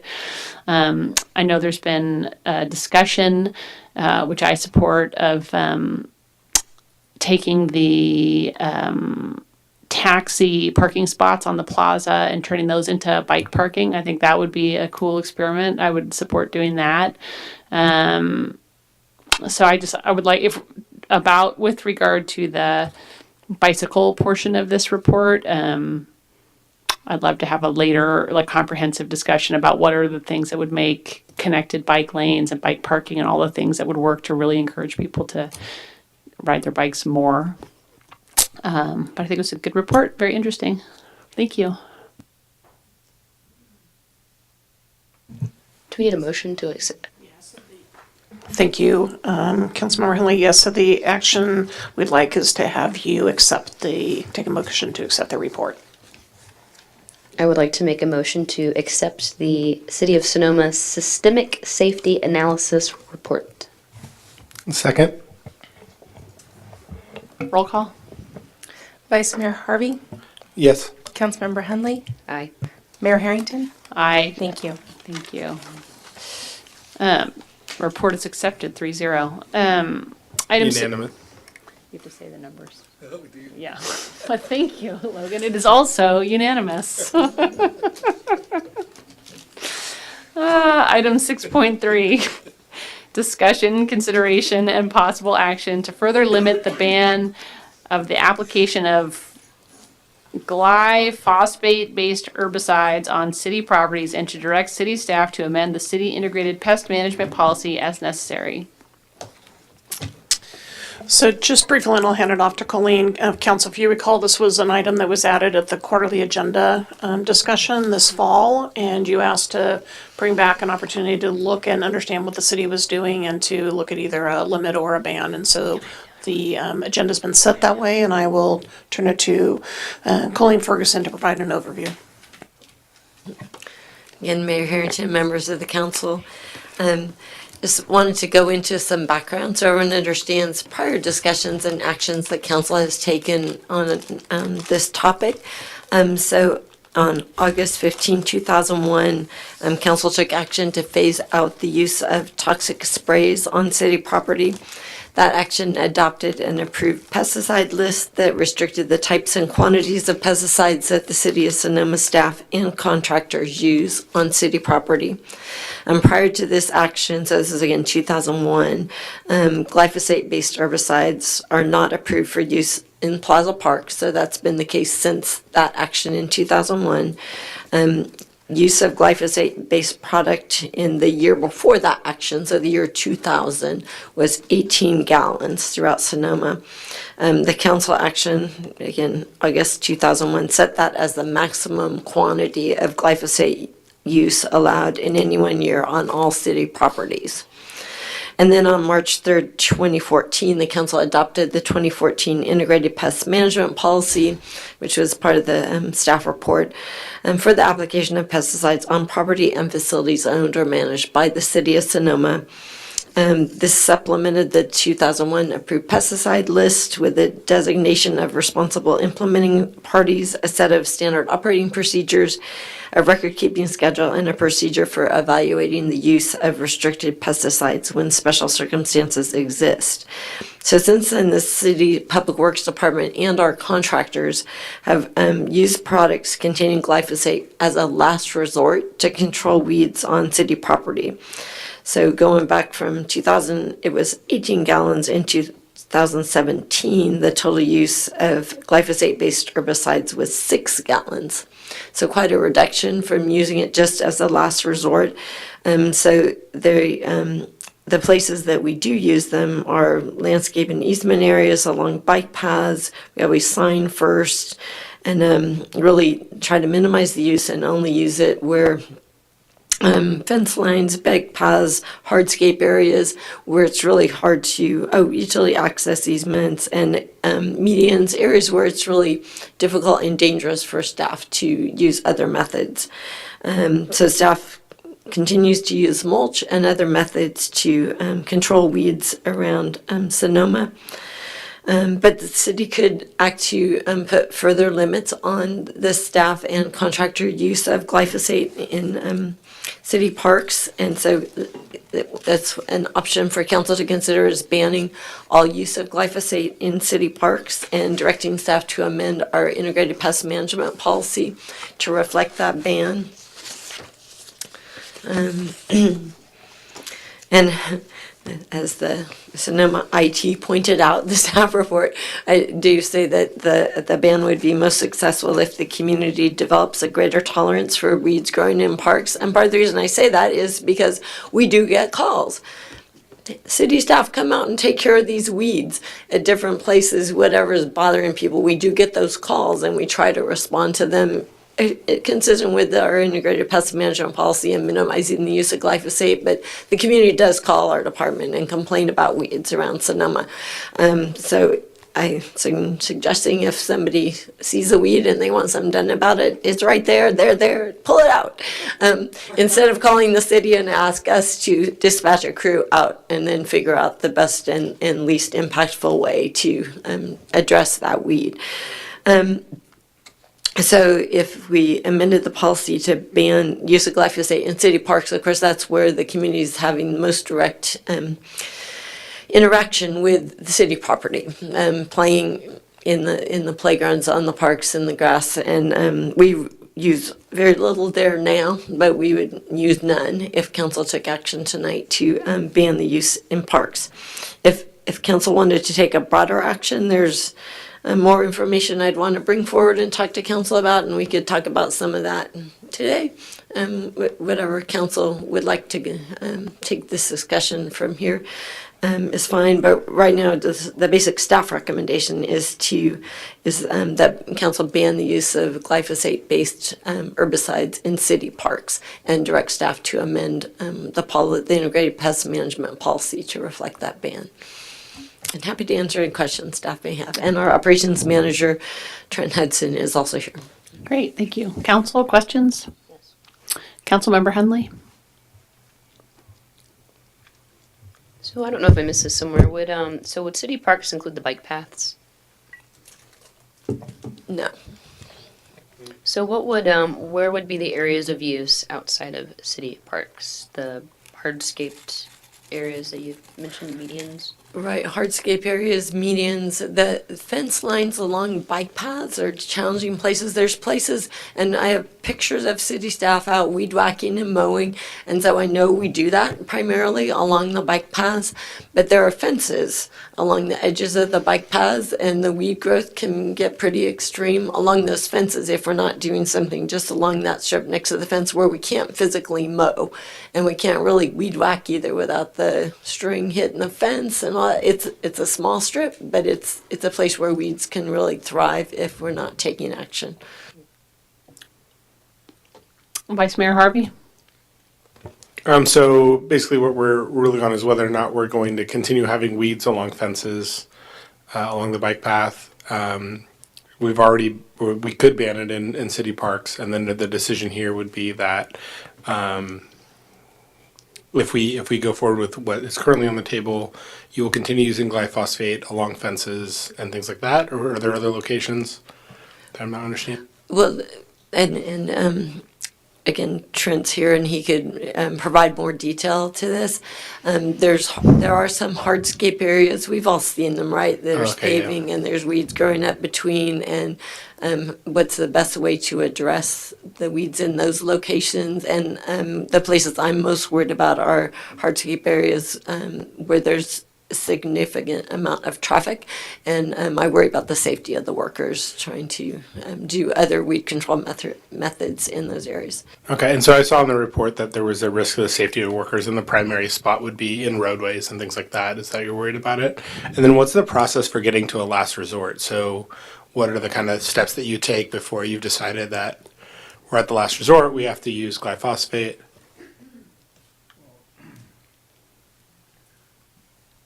Again, we only use glyphosate on the last resort, and it shows by the amount that we've used has become less and less. Once you get control, it takes very little to keep that control, and so yeah, I mean that's our ultimate goal. And you only have to use it when it's an invasive weed, or well, and we've even used it partly on the Overlook Trail when we've had season when the poison oak becomes real heavy. You gotta have something to take that back. So we've used it up there. Blackberries are another thing that are very hardy and hard to control in certain water drainage, storm drainage areas, ditches. And so again, we use it only in a situation that needs a better product to control it. And so if we were to ban it tonight for these other areas, what would be your new mitigation methods? There's organic compounds, I've understood. Have you tested these out? Do these work as well? What are you hearing from other cities that you talk to? Are you going to be able to still do the job effectively of mitigating where we need to mitigate if we were to take this option away from you? So, Councilmember Harvey, I've talked to several other communities that have had outright bans. It's relatively new. So the boots on the ground that are dealing with this are really struggling, coming up with things that work effectively. There are organic herbicides that folks are using. So the big difference is that the glyphosate products are, I know we just talked about systemic safety, but now we're talking about systemic weed control. The systemic weed control products go down into the root. So when the weed is killed with a glyphosate-based product, it's killed all the way down below the ground. The organic herbicides kill what's sticking up above the ground, and then the weed grows some more, and then you need to reapply, and then the weed grows some more, and you reapply. And you have to apply more to get the same effect, and you have to apply it more often, which is why I made a comment in the staff report about the exposure of the workers. one of the, this is a staff report that went out to you and to the public. I did get an email from a non-toxic neighborhoods representative about other cities that have adopted a non-toxic platform. And one of the highlighted cities from that is the city of Irvine. And so I looked up, this is this afternoon, looked up their integrated pest management report for 2017. And without going into all the details, I just thought it was illustrative of the difference between judicious, last resort kind of use of, in their case, they're listing it as Roundup, as a synthetic pesticide in the city's rights of way, right? So this is the kind of areas we're talking about. So in 2015, before the ban, they used about 8,000 ounces, which sounds like a lot more than we use for sure, of Roundup. In 2017, they used over 200,000 ounces of an organic pesticide called Suppress EC. They used over 300,000 ounces of a different organic pesticide called Weed Farm. And these are to control weeds. So it's a lot of product getting applied in an area that had weed control from a smaller amount of product before, different kind of product. But it's, like I mentioned, it's applying more often and applying more of it with every application. And that's not talking about the cost, it's just talking about what's being applied out in the community. People that are actually working with the two products tell me that the organic pesticides have a more hazardous label on them. So you still have to wear all the personal protective equipment. It's actually more impactful on the worker's skin and all that if they do get contact with the product. So there's a lot to consider about safety overall when we're talking about all these things. And then there's the pull the weeds and mowing and mulching and goats, and there's all kinds of options people are trying. But again, it's relatively new, and there's not we'll just use this and it's safe and benign and no worries. It's not the world we're in right now. Everyone's working towards better solutions, but that's not where we are. Yeah. So is it correct that the school district has banned the use of Roundup on all of their properties? I've heard that. I haven't talked to the school specifically to know. Yeah, I would ask them the same thing about the fence lines and that kind of thing. Just like we don't use it and our contractors don't use it on our turf areas, our ball fields where kids are playing. So I don't know what they do around the edges of the school property. I haven't talked to them. Yeah, I think that the most relevant information perhaps is from our own community, from the school district that took the step to do that, since they're here and they have the exact same plants and weather that we have, so presumptively they're experiencing similar plant growth. So I'd like to hear what their experience has been. I heard that they were using a mixture of vinegar and I think laundry detergent, some kind of soap, and that had proven pretty effective. I guess I am also wondering about affirmatively planting other things in those areas. So putting down poppies and wildflower seeds. I mean, there's other things that can be planted in lieu of the weeds that might grow also well as an alternative. Yeah, the vinegar and the whatever did you Soap. mention? So that's basically what these organic herbicides are. Mm-hmm. They're an acid and a soap that coats the leaves and keeps them from taking on moisture, and they dehydrate above the surface. Mm-hmm. And then I guess, I don't know if the city attorney knows this, but perhaps we can find out later. There was a very large judgment recently against, I think it's against an employer. The employee developed cancer, and the jury found that was a result of using Roundup. I think it was like, my recollection is it was like $100 million verdict. I'd like to know about that. Not that you would know it off the top of your head. I remember reading or seeing that on ABC News, and it was pretty astounding. Right. Yeah. I don't know what the status of that lawsuit has been appealed. I just don't know. I just am curious who the parties were. Yeah, I don't know. So, Okay, well, if there's no other council questions, I'd like to take it out to the public. Hi, Joel Bickford again. I'm glad Councilmember Hunley's talked about data-driven decisions because that's relevant to the Roundup discussions. In June this year, the U.S. District Court Judge William Shub for the Eastern District of California said that California could not add glyphosate to its list of Prop 65 cancer-causing chemicals.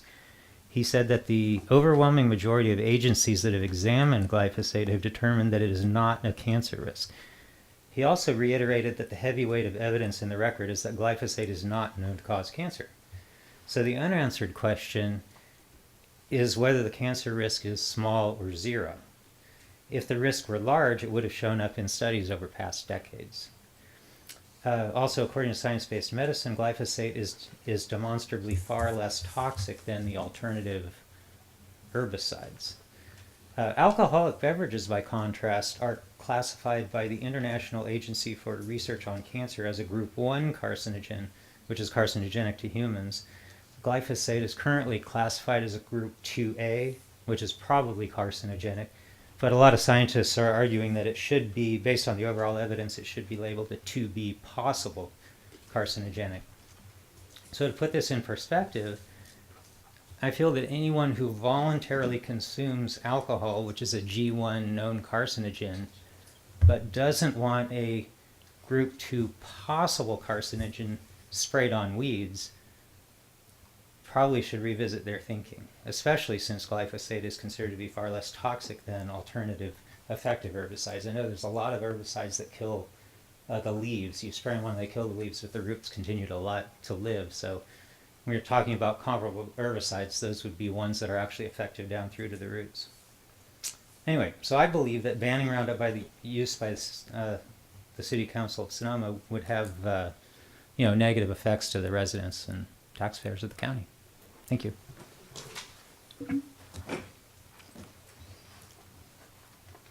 Fred Allbach, 19550 8th Street East. I have a personal antipathy to the chemical industry and have trouble putting my faith in that they're all good guys and that there's no problem with this.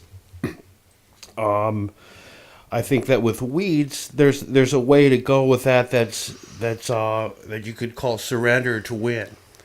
You know, the chemical application for public spaces, I think, has been so easy that to give it up now is going to be like having to have a smartphone and then go back to rotary dial. But the whole shot of chemical treatments has proven to have deleterious effects across the board in human societies and human systems. So whether it's glyphosate or what it is, these things just aren't that great. And I think it's good to be moving in another direction. And like, for example, with the bike path, if you got a couple of goats and let them go down the path, they would those goats took that Montini down like crazy. And if you got Gary Edwards here in town who knows all these ag guys, you could house these goats.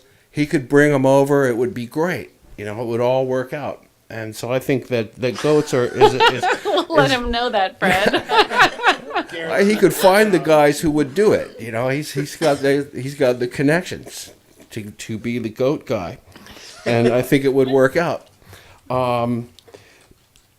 And as far as I think it would be great to move away from that. I understand it's an easy thing. I used to use Roundup in my backyard, and it was great. It was like, why didn't I ever know about this stuff before? I got a 3-acre backyard. I would go out there and go after the blackberries, and they're tough. Or grapes. Yeah, I got grapes back there, wild grapes that are growing that I still can't kill with Roundup after 4 years of spraying it twice a year.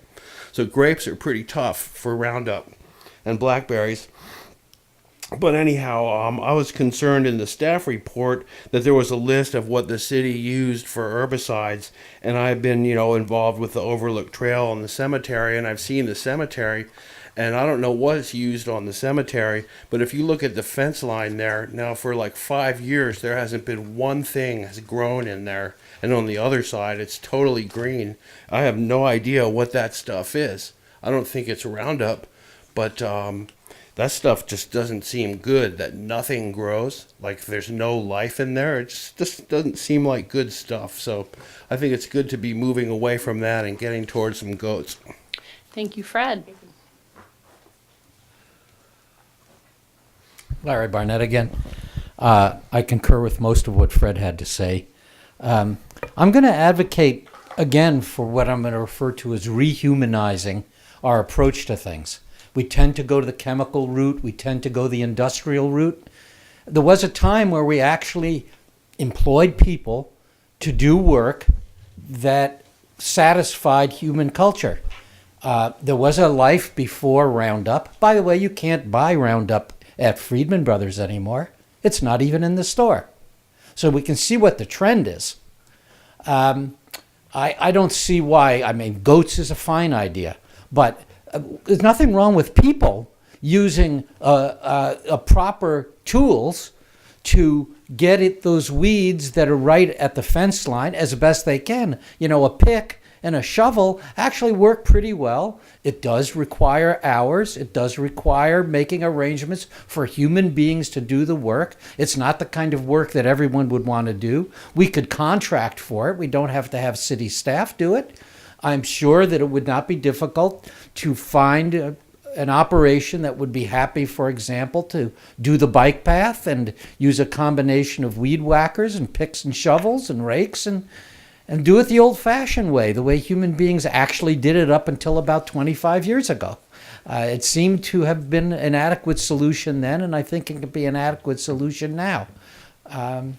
While you can't relate this particular material specifically to the plight of the planet, there's no question but that we are headed towards one of the most severe environmental crises that human civilization has ever faced, and we've created it. And it's going to be our job to address things differently to save human civilization from the ravages of our own mistakes.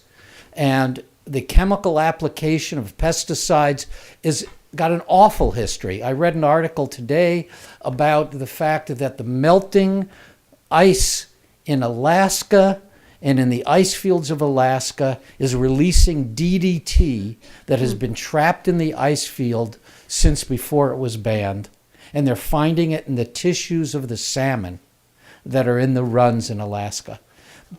We just don't know what the long-term effect of our chemical intrusion in the world of nature is going to be, but every time we do find out, it's a sorry story. It's very rare that you hear somebody say, oh, that DDT we applied 50 years ago, turns out it was just great for everything.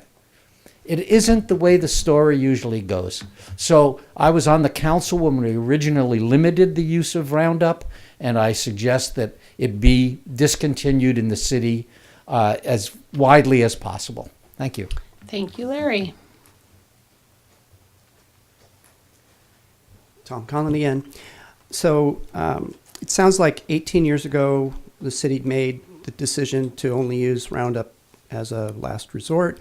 We've cut down to about 30% of what we were using before. Since that time, the state of California has made a finding that it is in fact carcinogenic to human health, and there has been that recent Benicia court case decision that basically said workers being exposed to this is not a good thing. I would basically suggest that the city continue the work that was started 18 years ago and tonight ban this chemical from our repertoire. Thank you. Thank you, Tom. Hi, my name's Donna Warshaw, 454 San Ramon Drive, and I'm just here today to say I support the ban. The World Health Organization, their cancer research department has labeled it a probable carcinogen. 14 countries at least have banned it totally, and although it's not banned in the USA, so many cities and towns across the country have totally banned it. So many in California. The list is many pages long on the internet. So I'm just here tonight to just say my support for the ban. Thank you. Seeing no one else, I'm going to close the public comment and open it up for council member comments. Vice Mayor Harvey? So a few things here. I am a little bit concerned when I hear about the fact that we're using it in waterways to clear out weeds and things like that that are kind of clogging up our waterways. I'm concerned both with the use of Roundup and with the use of large amounts of organic pesticides or herbicides. I think either way, putting a lot of chemical into our waterways is dangerous and bad and unfortunate practice. I understand it's necessary that we remove the weeds, but if there was another practice, I'd appreciate going for that. Speaking to the carcinogenic qualities of Roundup or of glyphosate, it's interesting. I did some study about this, and I read through a few studies that were done by universities, and what my understanding kind of came to be is that glyphosate itself may or may not be carcinogenic, but a lot of studies say that it was not. But a lot of studies say that Roundup and the chemical components that are part of it, that are delivery systems into the plant, are what cause the carcinogen. So while that one chemical may not be carcinogenic, the surrounding ones that are a part of that herbicide can be and cause major problems. And so I would be really worried about exposing workers, our community, river systems to those kinds of chemical components, because now the river systems are bringing that to the oceans, it's getting into fish, that's causing a whole host of problems. I am worried about increasing the labor load and costs and amount of chemicals that we're putting onto the land and into the water, be those organic or not. I love the idea of goats. I think it's a bit idyllic. But it would be an interesting thing to explore. I also think that if we're going to remove this and we're going to see increased weeds throughout the city, that we need to really kind of go through a really strong information program to explain why that this is a consequence of this decision, so that the community can be aware that that's kind of what's happening. And maybe there's a volunteer force out there that would be interested in going at it, as Larry says, the old-fashioned way. Yeah, those are my comments. Councilmember Henley?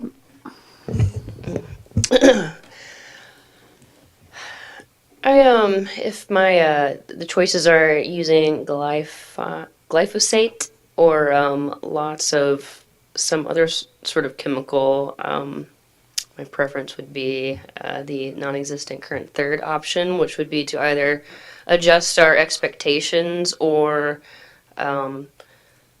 even our vision for these areas. And I know that the sort of old British inspired manicured lawn phenomenon is slowly dying out. So it's hard with the plaza. I don't think that people would want to see the grass go totally native plants. But I think that it's time for us to take the full step and make it something that we do not use. But then I don't want it to be like the void to be filled with something worse and more voluminous. And so whatever that end result's going to be, which is going to probably look different and probably require a multitude of solutions as to, the mayor suggested, even sort of what is there, if it's something else that could be there, another kind of weed that we like. But I just think holistically going forward in our ever forward march towards being a sustainable city, we need to sort of continue to work more with the world that we're in and stop fighting certain parts of it, or at least figure out ways that we can all live in peace without having to use chemicals for it. So I see that the different actions tonight we have, the recommended would be just parks, but then there's also to get more information about a complete ban. But I would support, if tonight's the step of parks tonight, and then schedule it for, some time in the not so distant future where, all information in front of us, we can, take the next step. But if there's more information that you think that we need to have in front of us before we make that decision, then I would like to have that. But that's the direction I'd like to go. Okay. Well, I'm glad we're having this discussion and that we're down to 6 gallons. That sounds good, except for some of my primary concerns are, of course, it getting into the waterways and the ecosystem. And then for the worker, probably for those of us exposed to it, walking on the bike path or kids playing in the park, the exposure level is not that high, but for the person applying the 6 gallons, it is pretty high, the people, and so those people are having the maximum exposure. So part of it is a worker safety question, and also a liability question for the city if we're going to be held accountable if that person becomes ill, aside from the human empathy of not wanting workers to be exposed to harmful chemicals. So that's a question for us as a city.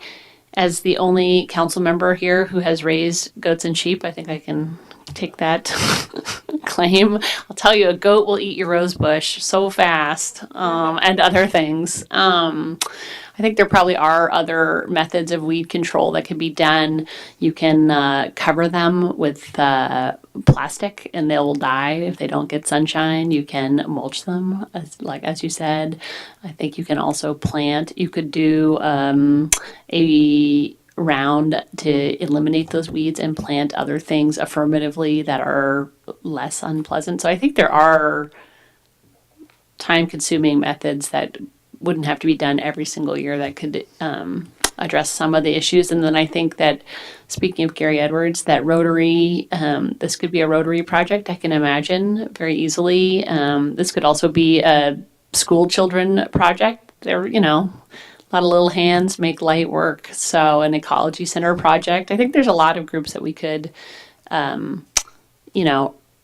get excited about being helpful on this, so it's not just a city problem. And I know the city doesn't like to solve problems by saying we'll just recruit volunteers every year forever, because that sounds that doesn't sound sustainable. But I'm certain that there are some other options besides tripling the use of some other chemical and eliminating that last 6 gallons. And I think, we see it all the time about ugly fruit. It's like we have to have all this perfect fruit because people don't want to see ugly fruit, and then we throw out all the fruit that isn't perfect. People know about that, and we waste all this food. It's the same thing. It's like, would you rather have Roundup being poured into your waterways, or would you rather have a few weeds? And if you have to pick one or the other, I'm going to err on the side of I would rather have some unattractive plants versus putting additional poisons into the environment. So I'm happy to receive additional information, but I would support not using it, and then also looking for a plan where we don't trade off not using it for tripling some other chemical. So some mix of additional weeds and other possible solutions. If I can just comment on all those great ideas, that's how we've gone from using more Roundup to just 6 gallons throughout the city over the course of a year. Because if you think about along the bike paths, we're not doing what I think some folks do. We're not just spraying along the bike path to kill all the weeds. We're mowing. We're doing the methods that are mentioned to get the weeds down, except right next to the fence where we can't mow and where it's really hard to do physical weeding as well. And so somebody mentioned picks, and I think that could be effective, trying to get the weeds out of that little area right next to the fence where you can't mow. Those are the types of areas where we still like, okay, this is the last resort. This is how we're going to control the weeds along this line. Where people complain to us about the weeds, they worry about the weeds when they go brown in the summer, catching fire. They worry about ticks and other hazards to them and their children from those weeds growing along the fence line. So that's where that's how we've gotten it down to 6 gallons, but there are places where it's really, really hard to even the goats, I don't think, will eat the weeds that are growing right next to the fence. I guess, we just have to say that the city council felt that the health risks of spraying those weeds with pesticides the appearance of them were outweighed by the health risks that we felt were possible in connection with spraying pesticides on them to kill them. That would be what you would have to say. We're not going to spray pesticides on them, and so we invite you to come on Saturday, whatever, September the 25th, to our annual weeding day. And that is something when the city manager and I were talking about this item, and I was expressing, these last resort areas. I said, I can write up a script for Colleen, who answers the phone, Public Works. This is Colleen, to explain why those weeds are growing there and why we're not going to be spraying those weeds. And with an honest request that people help. Like if that's your fence and you own it and the city's been maintaining the outside of your fence for you, it would be a lot easier for the property owner on that side to go do their fence with, they could take care of it themselves than for the city to take care of the entire bike path. We could suggest that. And it was interesting to me to hear someone say that you can't buy Roundup at Friedman's anymore. That would be news to me. I'll have to follow up on that. Some of those folks are likely to go around to the other side and spray the Roundup they're spraying in their backyard on the city side. But So, council, what I hear kind of unanimous is a desire to move to a full ban, but I also hear a willingness to understand a little bit about kind of looking maybe at some of the pieces, what that looks like or what our operational plan would be. So, I guess I'm looking for some final direction. I would like to see the schedule of when it is applied and where it is applied. So can we get just a detailed list of, but in writing, not at this moment, but a list of exactly where it's applied. And then I'd like to know how many people apply it. Is it 1 or 2 people that are doing all 6 gallons with regard to their exposure to it? And then what is the schedule of application? That's the information I would want to know. The detailed information about how we're actually using it. Yeah, I think maybe the other piece, if I could add to that, I think it'd be helpful to see some pictures, maybe some visual. Again, I hear what council is talking about here, and again, you may direct us to go to a full ban, and then we'll work that through. The other option might be that there's, I'm going to use a term, there's like 5 buckets of how we're using it currently. And maybe you say, nope, bike paths, done. Not going to do them any there. But, a median in the middle of the street where our workers have to go out there and to do that small thing would probably take 1.5 gallons. Yeah, that makes sense. I don't want to do that. Let's keep doing it for that reason. So I think we could bring a little more refined, building on a little more a picture and bring that back.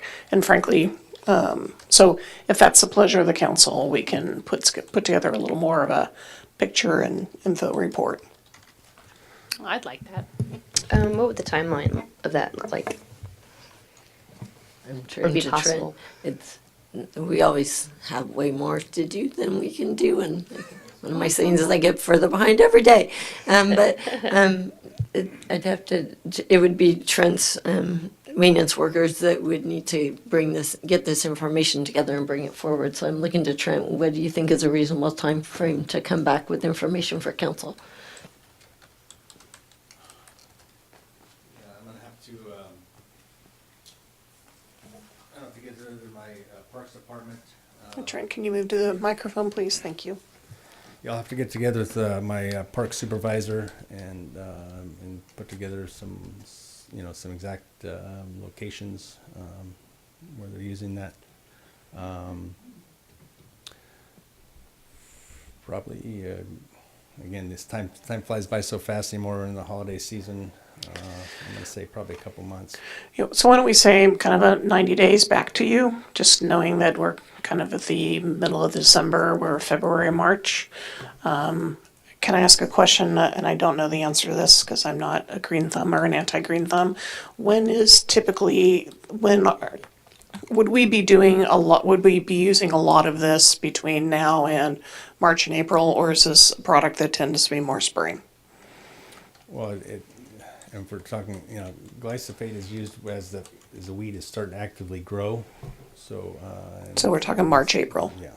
Okay. When it starts to actively grow, and again, that would be only if it's in an invasive situation where we need to get control. But and just a couple comments on that. I think that timing is great in terms of acknowledging budget implications as we go into the budget for the next fiscal year.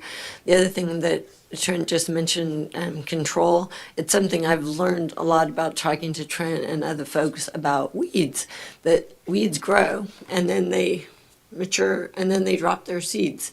And then more weeds grow and they mature and drop their seeds. So from what I hear from talking to our crews and crews in other communities, once you have used various methods and got things under control, that's where you can use a lot less and still keep what the community expects in terms of aesthetics and not have to do those extreme measures because the weeds aren't producing seeds to make more weeds. So it's so some communities have gotten to the point where it's out of control now, and it's really hard for them to get it back into control. So it's a concern. How do we know how much is used, just based on how much is purchased? Is there do you do a chemical data sheet when you use it, or how do you keep track of how much is used? In the city? Hmm? In Yeah. the city, we have to report that to the Ag Commission. Oh, okay. So we have, and how's it reported? I believe it's, I don't know if it's quarterly or. I expect, can you just pull one of those reports so that we can see how it's used and just give us that so that we have the data on, I don't know what's on the report, but maybe that report contains all the information we want. The report to the Ag Commission, we have to report the amount we're using to the Ag Commission. That may be more, that may not be as granular as you may be looking. So I think what I'd like to do, let's just for the piece of kind of council time night now, let's plan to be back to council by the end of March with a report and with some additional information, and that we'll see if there is an ability to continue to kind of refine and look at this, understanding the council would like to move to a full ban, but you understand the impact and you want us to understand kind of what the options are. And maybe you'll decide, all right, these 2 buckets, we're going to continue to use 1.5 gallons. I'm just making things up for it. But these buckets here, we want to move away. You want to make a motion?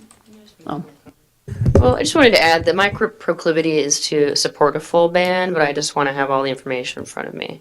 So, I mean, I just think that's the best way to do it. And if, but I think information will be the next step. Thanks.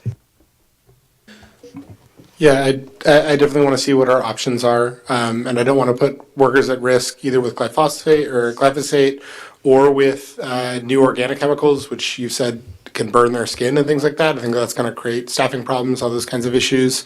And yeah, I would like to see what new technologies we can go forward with. I mean, we don't want to be on the bleeding edge, but maybe it's okay to be on the bleeding edge. Had to get that goat pun in there. So. Yeah, I told you, there's going to be a lot of those. This is not bad. So, I'm sorry. So I think that would be good to see that going forward. I wonder if tonight we could stop the use on the bike path and kind of add that to what we're talking about tonight, and then go forward, get the information back. But if we could stop the use on the bike path right now, I'd love to know where this fence is. Were we talking about the section past First Street East, and then going forward where the blackberry bushes are, and where you go through the Sebastiani property? Where is this fence we keep talking about? You know the bike path and every detail of it way better than I do. I just know I've seen pictures and I have walked and ridden along the bike path, and there's some reaches that have, there's the paved area riding on, and then there's areas that our staff mows, and then there's a fence. Yeah, it just seems like it's far enough away from where people are walking where ticks shouldn't really be a concern unless your kid's walking through the weeds, which is kind of something you're supposed to be controlling. How about a motion with regard to whether or not we want to ban it in the parks and the bike path? Do you want to make one? It's okay. Yeah. I'd like to make a motion banning the use of glyphosate in city parks and along the bike path. And should we also, have we already directed staff or to ask for more information on remaining uses? Yeah, a friendly amendment might be to also ask staff to come back with a report on, kind of where quantity, some pictures, so you have a better sense and implications for a broader ban by the end of March.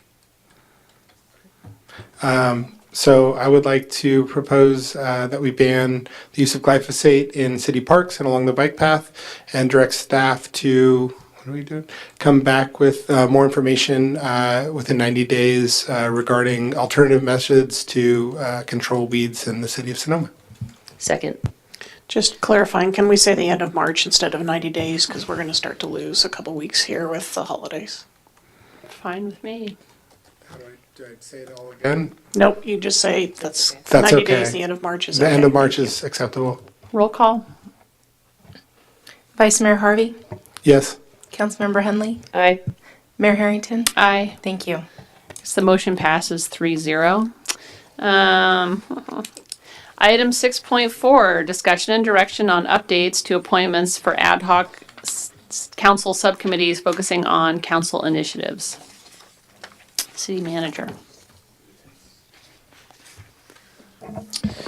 So, council, as you're aware, we had a retreat back in May, and then in June, council appointed some ad hoc committees to work with staff on some of the key initiatives. A few of these items have started. Some of these we will be kicking off in 2019.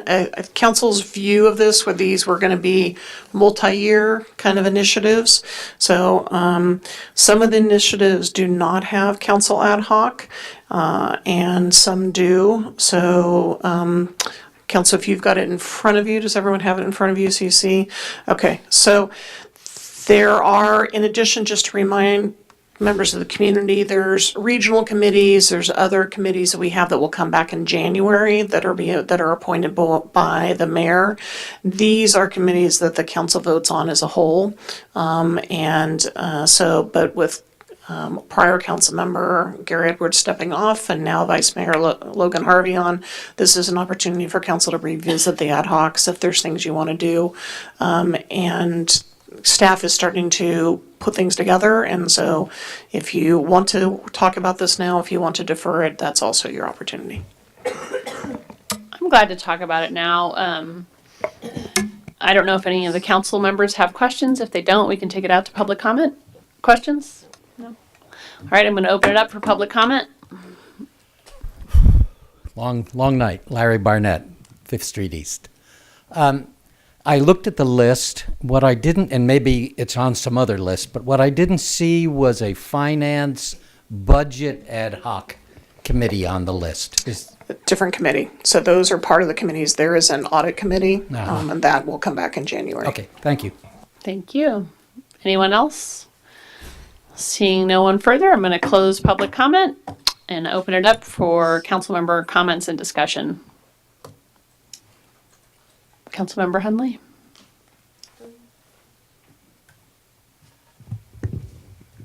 Well, so the homelessness contract with Sonoma Overnight Support, is that different from the Sonoma Valley Homelessness Task Force that we've been meeting with? Well, I know that that's the larger group, but as far as the representation from the city, because that's sort of a different scope than the contract itself. Well, I think part of what, as that has kind of naturally evolved, the task force that Supervisor Gorin has created to look for that HEAP funding. Well, first to look at for the $250,000 of one-time general fund funding from the county that came forward. So that is really us working in partnership with the county, and we kind of pulled the ad hoc into it because it made sense to have some city representation. And then, but part of the conversation really is what is the level of homeless services and what is the services that should be provided by SOS kind of now and going into the future. So there was a bit of a strategy conversation that we were looking at. So it, honestly, Councilmember Henley, I would say it's kind of evolved a little bit. Partly because clearly SOS has been the only homeless provider in the valley. And so now as we're looking at other services, et cetera, I think that more holistic or systemic head that we've been talking about, it's made some sense to kind of try to look at that as well. Well, I don't know. Did the mayor have any process in mind of how to just talk about this tonight? Well, I guess the first question is we have some sort of open seats, and then we have open seats being that Gary is no longer here, and so someone would have to take those. I guess the process I would like to do, I think, is maybe we should go through them one by one. I don't know. I'm open to suggestions. Well, and also maybe we can talk about, or the city manager could tell us there's some of these that are going to be meeting very quickly and that are important for us to know about, like maybe the housing. Well, I think the housing is one that we have, there were a couple initiatives that council wanted to do there, kind of some of the housing town halls, housing trust fund. Those are some pieces that I think staff has teed some pieces up that we'd like to be coming back in probably February. So that is a committee that we've got some information done that I'd like to be able to kind of try to move some of that forward. So that one, again, there is some work that's teed up. The law enforcement contract is a piece that I'm going to put my head on in January and be starting to pick that one up. And then the Broadway streetscape and plaza, I know the Public Works has begun to do some thoughts on that, but we haven't kind of launched that yet. So those are just some initial thoughts. I mean, normally the mayor goes last, but I'm happy to make my comments about it, and then maybe that could be the start of a discussion. I'm going to start with the communication, collaboration, and coordination, which is me and Gary. The idea behind that really was to try and figure out how to have the most effective and dynamic city council meetings that we could have, and also to help ourselves in being part of the meeting, and also the staff in giving presentations to the meetings to engage the public and create kind of like a meaningful dialogue. And sometimes our comments here become like monologues instead of like a dialogue between us where we come up with the best possible idea. So it's like how to encourage that overall. So I think I would be happy to do that and work with our I'm trying to think of her title, Sarah Tracy. What's her name? Sarah's our management analyst doing kind of social media. Yeah, Sarah. Work with Sarah since she's doing the outward communication to the public about what are some good communications we could do if no one else wanted to be on it. But I kind of think that as the mayor, just as the chair of the meeting, that it's one of my goals for the year to make it as dynamic a meeting as possible. So if nobody else wants to be on that, I'm happy to work with Sarah on that. I think that would be, it won't be earth-shattering, but hopefully we can make these, the most engaging meetings they could possibly be. Does anybody have any comments about that? Yeah, I think that's an interesting committee. I mean, to me, when I first read that, so I didn't know that it was about these discussions, but communication, collaboration, coordination, to me also speaks to how does the city council speak to the public writ large? Yeah. And how do we connect with members of the public? And while, I'm no social media whiz, I think that's kind of one of my big goals on council this year is to try to see how we can make the public kind of believe in government again, think that we can do things well, and believe that it's working. So, I'd be happy to join with you on that committee. I don't think that one will be that many meetings, and I think it's really just how do we make people know that we really listen to them and create vehicles for people to give us input and stuff. I think that'd be cool. And one thing I just would like to add on, but I've been looking at some different kind of public engagement and training kind of seminars, and the Institute for Local Government and the Pepperdine University Davenport Institute are actually doing a 2-day training in Sacramento which is focused on, you can bring a team and focused on basically a structure on how to think through public engagement. I think it's definitely less focused on council meetings, but again, as we think through our public engagement, I guess my view is a lot of times the 3 minutes here at the end should be kind of at the end of a public engagement process.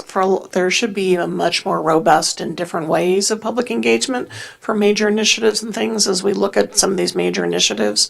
So this is a system and a kind of a both templates and process. So we're having some internal dialogue, and I think that could be a great, another piece of that. So I would, welcome the two of you. It would be great, and Sarah and myself could work through some of these pieces and hear ideas.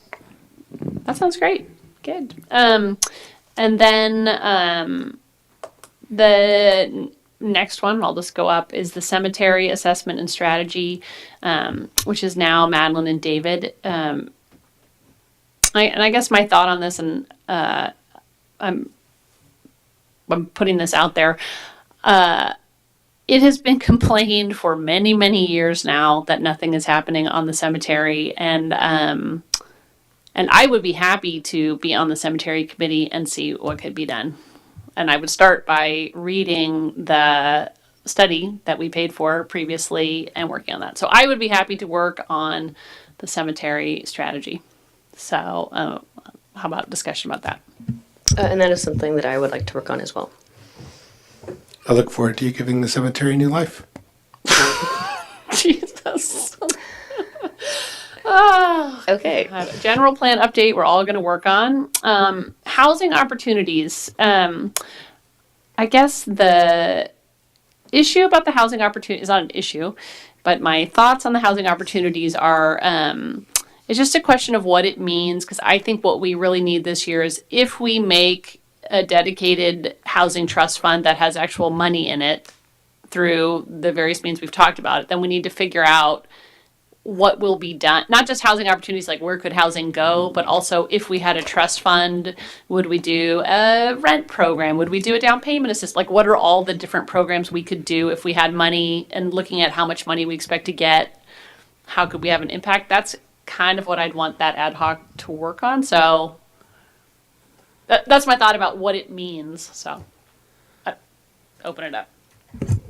Well, I have been on this ad hoc committee so far, and it has gotten rolling, and I think that it's going to be it's a complex area, but the plan of approaching it is right now we're looking at sort of different community forums that we can do and exploring the sort of housing innovation side of things. Also looking at what Healdsburg has done. They've put together a beautiful housing strategy and how they came up with it, and talking to their consultant about it. So I would love, I want to keep that one if you guys would let me have it, because I've really enjoyed it. Great. Yeah, and housing is one of the things that was kind of my principal focus and reason for running in this election. And I'm also interested in seeing what other cities are doing. Recently learned about Petaluma's process of kind of doing pre-planned developments, and I'd love to see how our planning department and things like that could get involved in that process. So this is a committee I'd really love to be on. And I think that I could do a lot of good here, and I think that it would be great. So that leaves our Depot Park and the Broadway streetscape. And, as is the case when you miss a meeting, sometimes you get assigned to things. And my proposal is to assign Madeline and David to those two committees. I'm opening it up for your thoughts. Or we could leave them empty and find out if they want to do them. My preference would be to leave them empty and find out if they want to do them rather than assigning them to them. That would be my predilection. Yeah, I think it's a good plan. The other committee that I would like to stay on would be the contract with SOS. But the other opportunities, I would serve if needed, but maybe we should see what the interests are. But also I would like to know if there's others that either of you Had your eye on new guy in particular?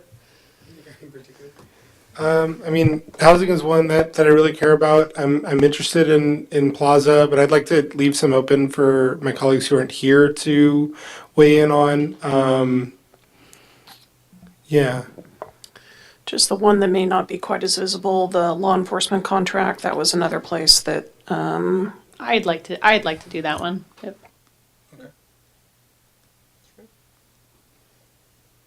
Okay, Yeah. so to summarize this for the ad hocs, does this have to be a motion or we're just talking about it?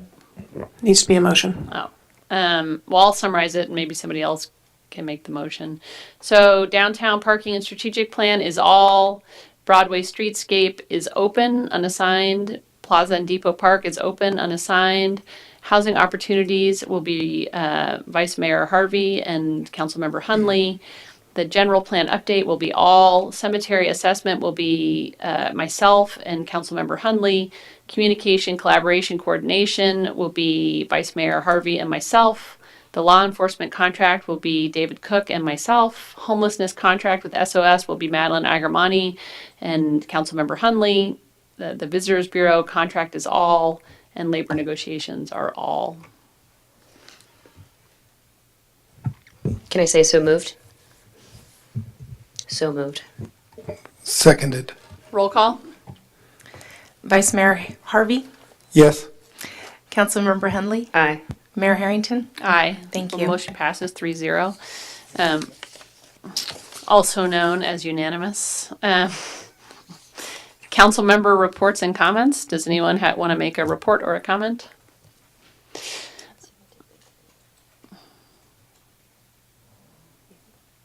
No. City manager comments and announcements.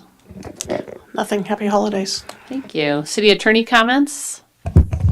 Yeah. The moment we've all been waiting for. Yes, I've got my chance. Got the microphone. There's been some press lately about a new law being passed that prohibits cities and counties from banning deliveries of cannabis into their jurisdictions. And it's actually a regulation that was adopted by the Bureau of Cannabis Control over the objection of the League of California Cities, largely because the statute that now is codified, Prop 64, and the other cannabis legislation called the Medical and Adult Use Cannabis Regulation and Safety Act, reserved to cities and counties the power to control all cannabis businesses within their jurisdictions, except two things. One's not business, that is the right of every individual to cultivate up to 6 plants per residence indoors, which we've discussed before. And the other limitation on that reserved power was a prohibition against banning the use of streets within counties and cities for transporting transporting cannabis between licensed businesses. So those two limitations have existed for quite some time. The cannabis advocates and business lobbyists have argued strongly in favor of a ban that prohibits cities and counties from prohibiting deliveries into their jurisdictions. And in fact, earlier this year, SB 1302 went before the state legislators for passage, but it failed to receive majority vote. It died. So in its stead, the Bureau was persuaded to adopt a regulation that purportedly prohibits cities and counties from banning deliveries. It reads, "A delivery employee may deliver to any jurisdiction within the state of California, provided that such delivery is conducted in compliance with all delivery provisions of this division."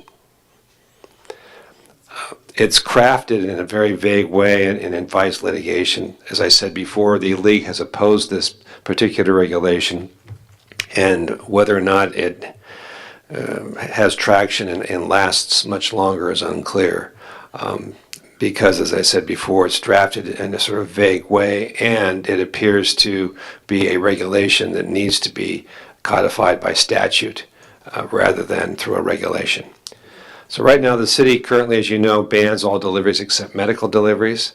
I think we should stay that course pending the outcome of this particular regulation and the challenges that are likely to be brought against it.